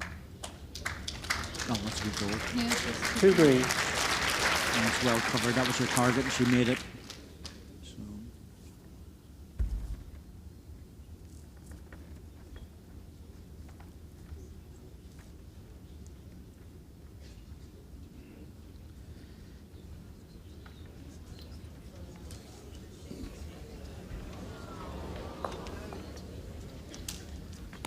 So what do you do? Do you go deep, Sean, or do you... You go deep. I wouldn't go near that. I would just say, well, if you draw it, you draw it. You go Well deep. done. You're holding a good one. You've got a second in position. Katherine's got 3 at the back. Go deep, match the back balls. Julie's got a last bowl as well, so... changed. She was on the mat there and looked at maybe playing the backhand, but I'm glad to see she's moved onto the forehand because that's the right shot, I believe. Is she going to make it? It's not bad. It's not bad. Might need her last ball. I'll tell you what, that's not a bad ball where it's sitting. Now Katherine, well, she knows what she needs to do. She has to draw the shot. I don't think she'll play weight to this.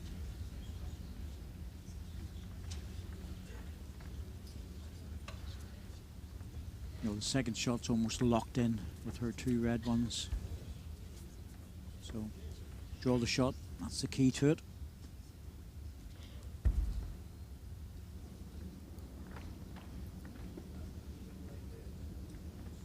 Well, she's interested. Very interested in this. She's very close here. Just Will it needs to settle? stop. What a great ball. Great try. Big effort. I was watching her as much as the ball because you can always tell with the First player end, what's Julie happening. Forrest. The first end to Julie Forrest. Very nearly got that. She did. It was a great effort. Just didn't quite get enough of that jack.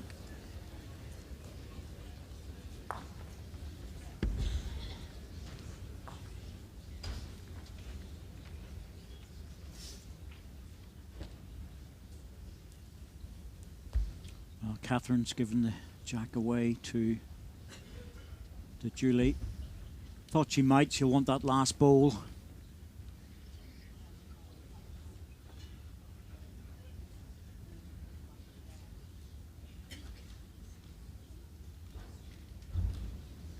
Jack length 27.5 metres. 27.5. 2 metres short of a full length.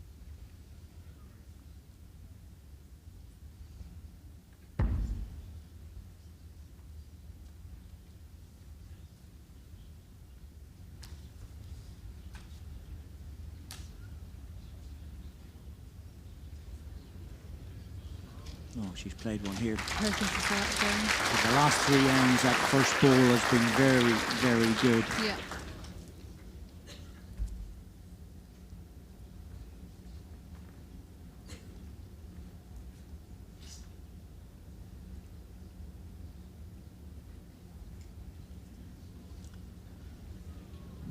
This direction's just going away from the commentary position. Got a pretty good view as well as our monitors, of course, which we will use. And you can see Judy Potter on the left-hand side there in her red jacket. Always in her usual seat. Indeed, yeah.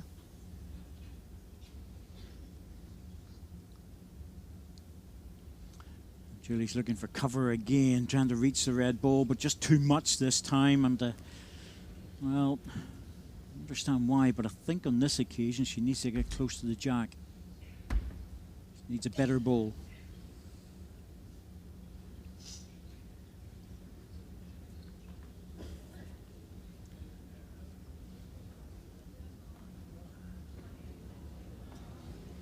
On green. I think Julie needs to bend into the jack and turn it round the corner because Katherine is making adjustments. And that ball's just not close enough.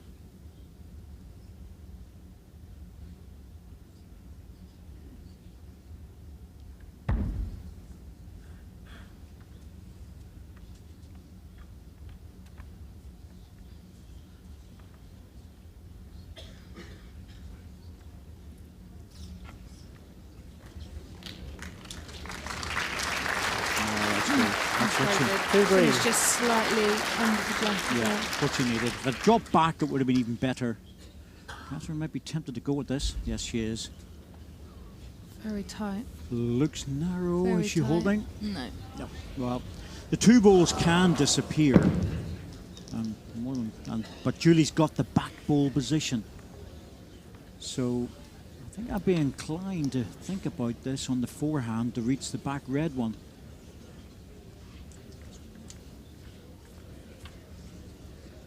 Just looking to see where the key ball will be here. You know, it's on the respot position, there's a ball down there. But I think this ball here is, funny enough, is a key ball in this match because if the two green balls disappear, that's the ball that's going to lie the shot.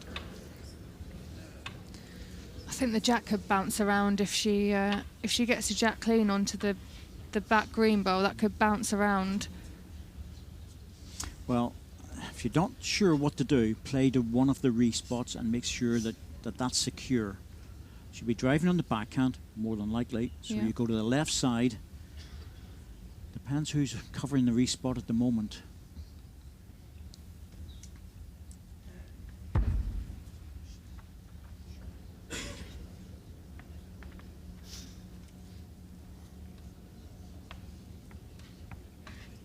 Well, this needs to stay up a little bit longer. Yeah, she's got it. She's got the respot now. Green has got the respot on both sides. That's why she played that backhand. Now it's all down to getting the 2 balls out for Katherine.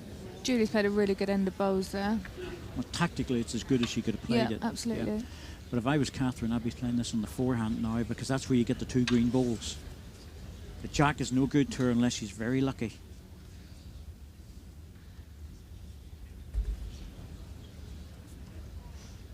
Closer this time. Much closer. The connection, Jack. Oh, she's hit her own red ball. Oh, she's fluked it out. Oh, my goodness me. Oh, a match lie against her. She's hit the target, to be fair. Absolutely. Yeah, great goal. Yep. Great goal. Got the target. But That wasn't an easy shot at all. But she got the red ball on the way through, and no one upon no one could have called for that. What a result. Oh. The jack didn't move very much at all, did it, in the end? No. Certainly didn't move where I thought it was going to go, but that's the thing. The jack bounced off the green bowl. It was actually going up the rink, and then it bounced back again, and also she hit her own red ball. Exactly. I think she had a good bowl, but that was absolutely maximum result. Good ball to hit it, though. Jack, 29 metres. I think when jacks bounce about, Shan, you don't have a clue where they're going. No, and that Julie knew that was the case, and it's, where'd you put your last bowl because of that? It was pretty mixed up at the back. Katherine turned her own bowl as well, which wasn't really on the cards. Depends how you look at it, doesn't it? You know, it's a lot of credit for hitting a target, but after that, who was to know?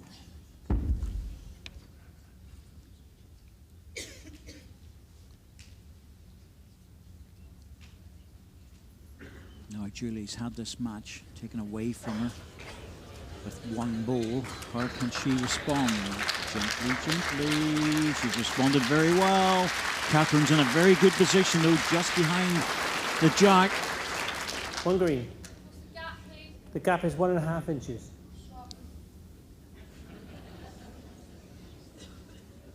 One and a half inches. How's she going to respond to this? Because it's a toucher, but she can flick the ball out.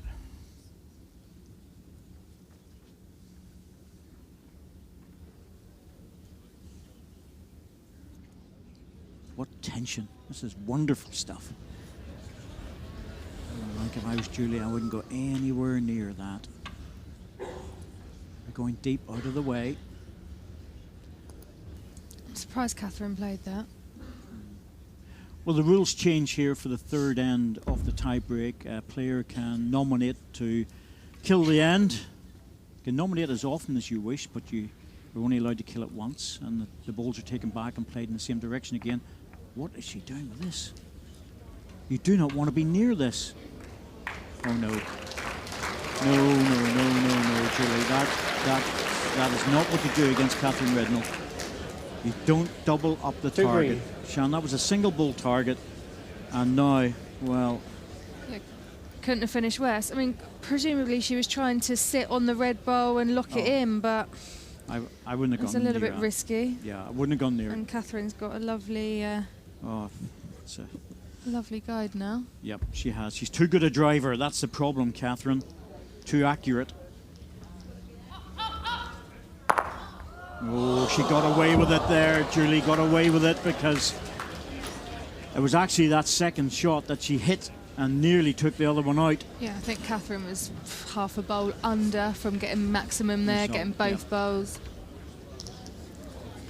She has to cover the red balls now. Not I think great she finish for that. Has she got a deep green one? She has. You can just see it in your picture on the left-hand side. The jack goes out that direction, it's hers, but the red balls are the problem. Must cover the red balls. Don't go anywhere near that one shot. Timeout called. Julie has 1 timeout remaining.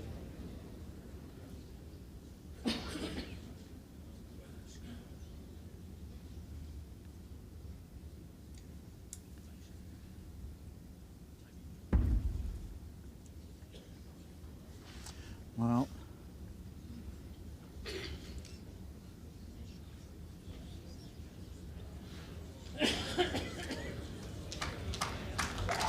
perfect from Julie there, oh, covering the red. Ball. That is a super ball. Not making it any bigger.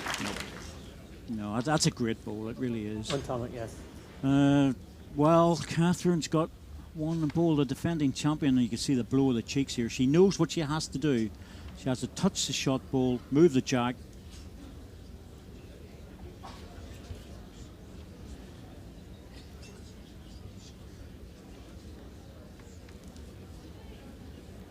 It's not a nice shot though, is it?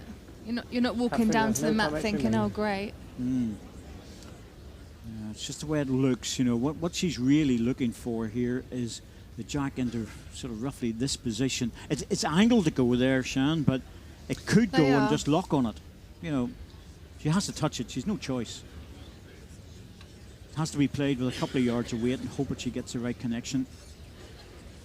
Doesn't matter which hand, forehand or backhand, it makes absolutely no difference. And Julie Forrest is 1 foot in the final again. She is. She's going forehand again.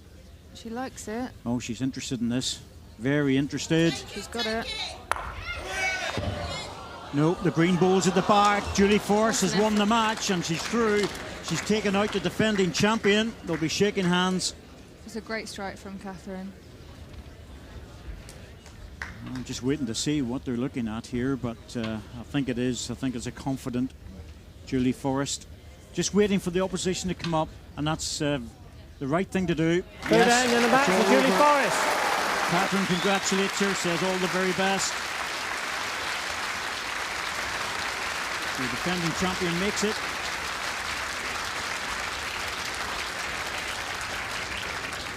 The defending champion can't make it just over the line. Very disappointing for Katherine, but what a game. 11-2 in the first set, 8-7 to Julie Forrest, and 2-1 on the 3-end tie-break. A marvellous game, fascinating in many ways as well. Absolutely fascinating with the tactics that were used.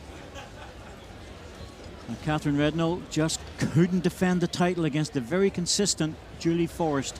Really from the second set onwards, Julie Forrest played so well. But we expected that from her. She is a world champion. But Katherine Rednall, well, she's been the queen of this rink on 3 previous occasions. And she made it very hard for Julie Forrest in that first set. Putting good ball in after good ball, putting the pressure on. And just occasionally, well, it was just getting the rub of the green, as we call it. With that 3 on the second end of the second set. But Julie Forrest got the 3 back again. The next end, 4 against her. Key ball to win the match, that one. And Katherine Rednall once again bouncing things out. Oh, and that was the second end with match against her. Once again, match against her, but the green ball was pushed over. And shake hands, big hug, all the very best. Julie Forrest at last has made a final. Ends 1, 12-8. That's Julie Forrest picking up trebles when she needed them. Shots scored the same way, more in favour of Katherine because of the first set, 11-2. Toucher's not too much in it, but Julie Forrest, well, she hasn't played her best in previous years, but she's over the line and she'll be absolutely delighted to make this final. Absolutely fabulous match that we've just seen between Katherine and Julie.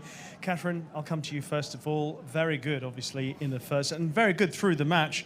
Yep. Sounds slightly superfluous, but where do you think you lost it today? Yeah, I just got a really good rhythm going in the first set, and my first 2 bowls were a lot better in the first set than they were the second, but Julie really put the pressure on in the second set. Her first bowl was like within 6 inches majority of the end, so really piled it on. But yeah, it just sort of slipped away. I dropped a silly 3 going that way when I meant to put her back bowling after being very fortunate the previous end coming down this way. So it probably actually should have lost the second set by a lot more than I did. But yeah, and a tie break goes anyway, doesn't it? It does indeed, and it went the way of Julie. You said before the match, we heard you talking about what it means to get to a final here at Potters. So, how does it feel now? Surreal. Can't believe I'm actually doing this, but it's real. It's real. Absolutely delighted. Katherine played absolutely fantastic, like I knew she would. Can't believe I've got over the line, but if you play the right balls at the right time, then you win your match. Well, just tell us how much you had to dig deep to get the better of your opponent today. Well, after the first set, I was like, right, clean slate, new start, and then when she got that 3, that second end, I was like, oh, well, here we go. And then she put the pressure on the next again end, and I ditched the white, and it was a do or die bowl, and I played it. And then after that, I thought, right, just hang in there, and there we go. Here we go indeed. A final to look forward to. Well done, Julie. Commiserations, Katherine. Congratulations to Julie. Well, great game there, and the defending champion is out of the tournament, and Julie Forrest moves into the final. And who will she play there, though? Of course, tonight at 7:30, we actually have the second semi-final of the ladies, and that features Alison Merrion MBE versus Ellen Faulkner. Join us after the break for 7:30. Be back with us. Enjoy your tea.